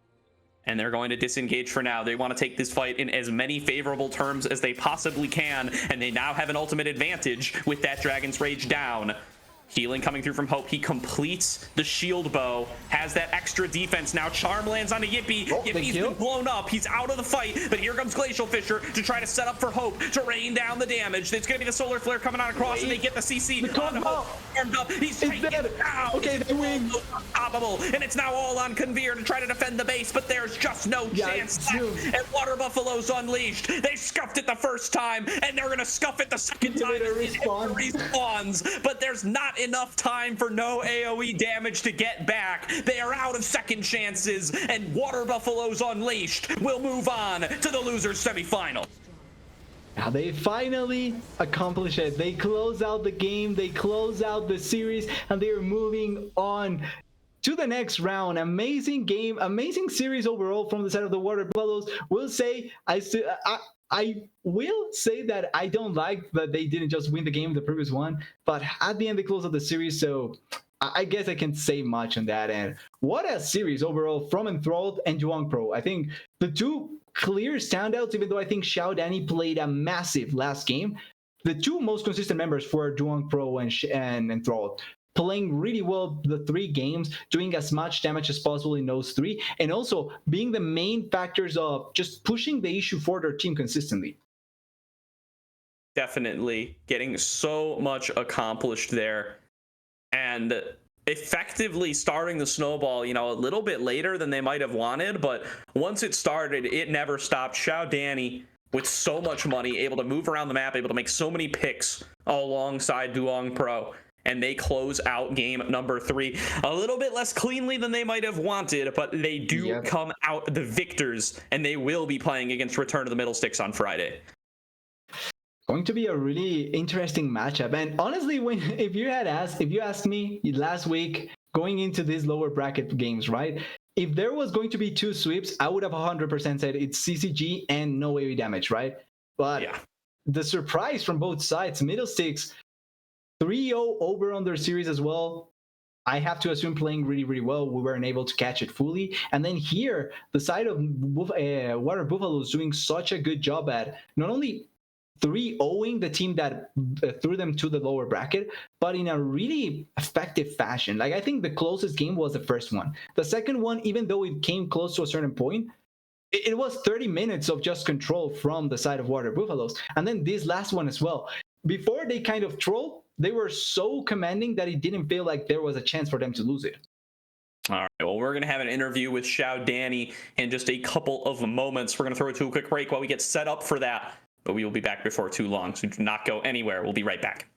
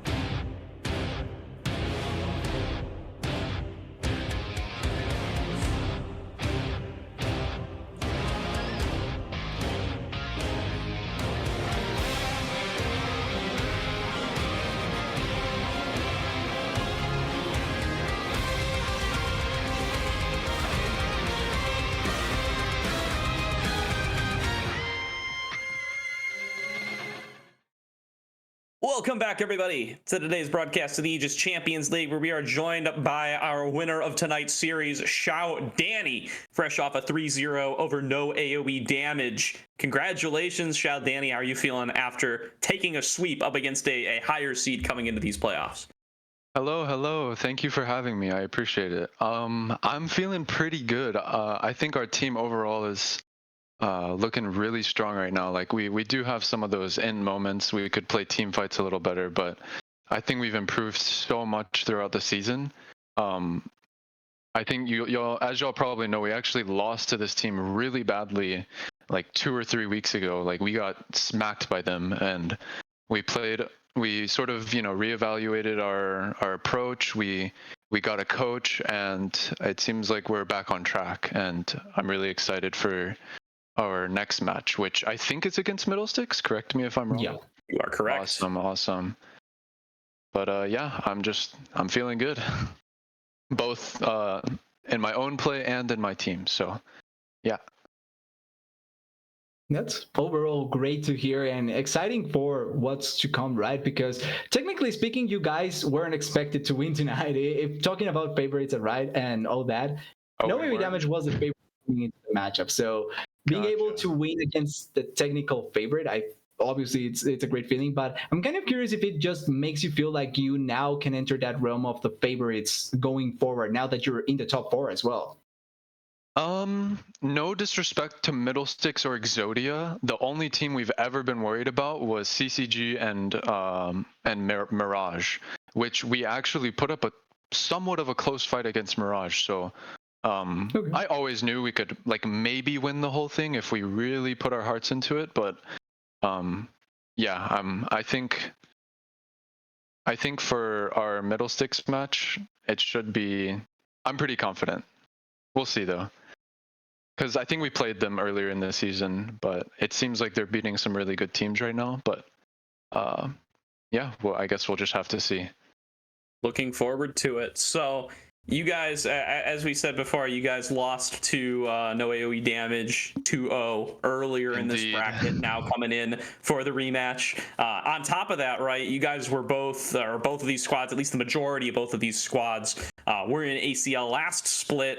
You guys were sister teams, if I'm not mistaken, on the Des Moines, under the Des Moines branding. Oh, that's right. I forgot these guys were. Yeah, so Des Moines, they ended up taking 3rd place overall. You guys ended up, unfortunately, missing out on playoffs. Does that kind of history factor in coming into today's match? It sounds like you just remembered it, so maybe not. But All I'm gonna say is we don't talk about last ACL. We really trolled it. We threw mini 10K gold leads. That's all I'll say.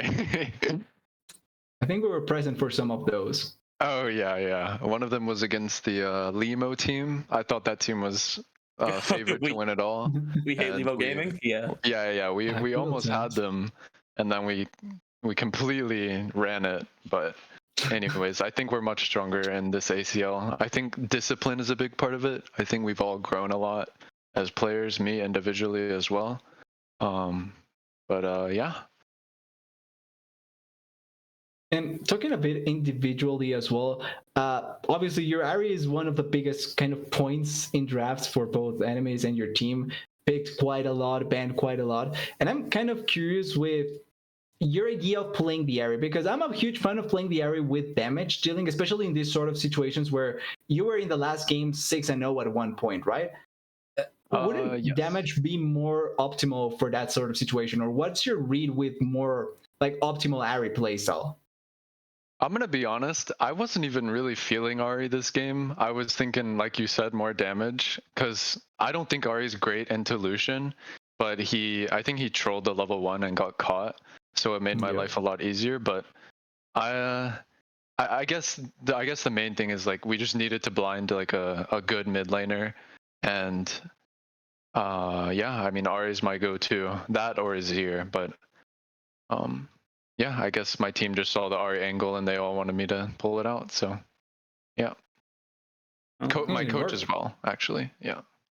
So you guys actually had to come in with the sub today. Actually ended up getting the band back together a little bit, bringing back in Enthralled, who you guys played with last split, and also played with back on Zenigma back in the day.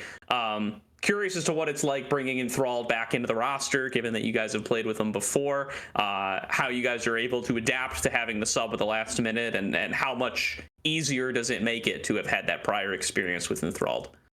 Oh, I mean, it's always a pleasure to have Enthralled play. We all love playing with him. Super chill dude, insane mechanics.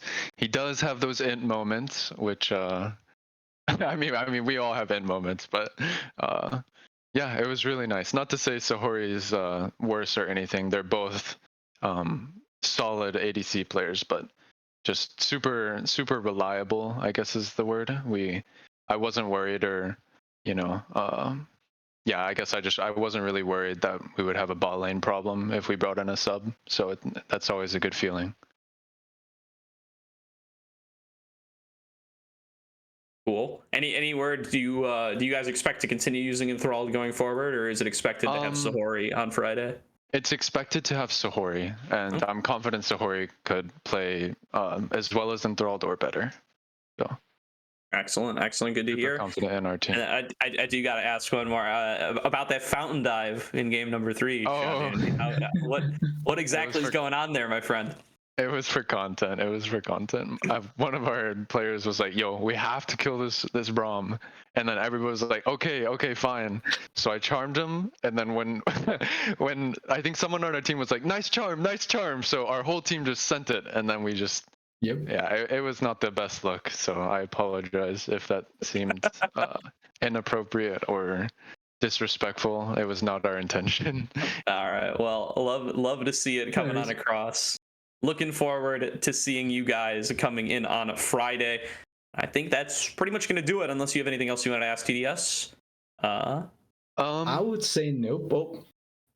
Oh, I thought you were asking me. Well, no, I just wanted to. Well, now I get to ask you, Danny. Did you have anything you want to say to everybody at home? Anything you want to bring up before we send it off for the night? And yeah, stage is all yours. Yeah, to anyone watching, we really appreciate the support, whether it be friends or family. I love you guys, and I love my teammates, and yeah, I'm really excited to see what we can do against Middlesticks. Going pretty confident into it, I'd say. So yeah, thank you to you guys as well for casting our game. I think you'll always do a wonderful job. So yeah, that's it. All right. Well, thank you very much. Appreciate having you on here, Danny, and best of luck in your matchup up against Middlesticks coming up on Friday. That's going to do it for tonight's broadcast of the Aegis Champions League. We will be back on Friday with more ACL. We'll be back throughout the week with other Aegis leagues. But until then, from myself, from TDS, from Caddy on Production, and from Coachify, who is, again, thank you so much to them for sponsoring the league. Check them out in the description below. We will see you next time, and that's going to do it for tonight's broadcast.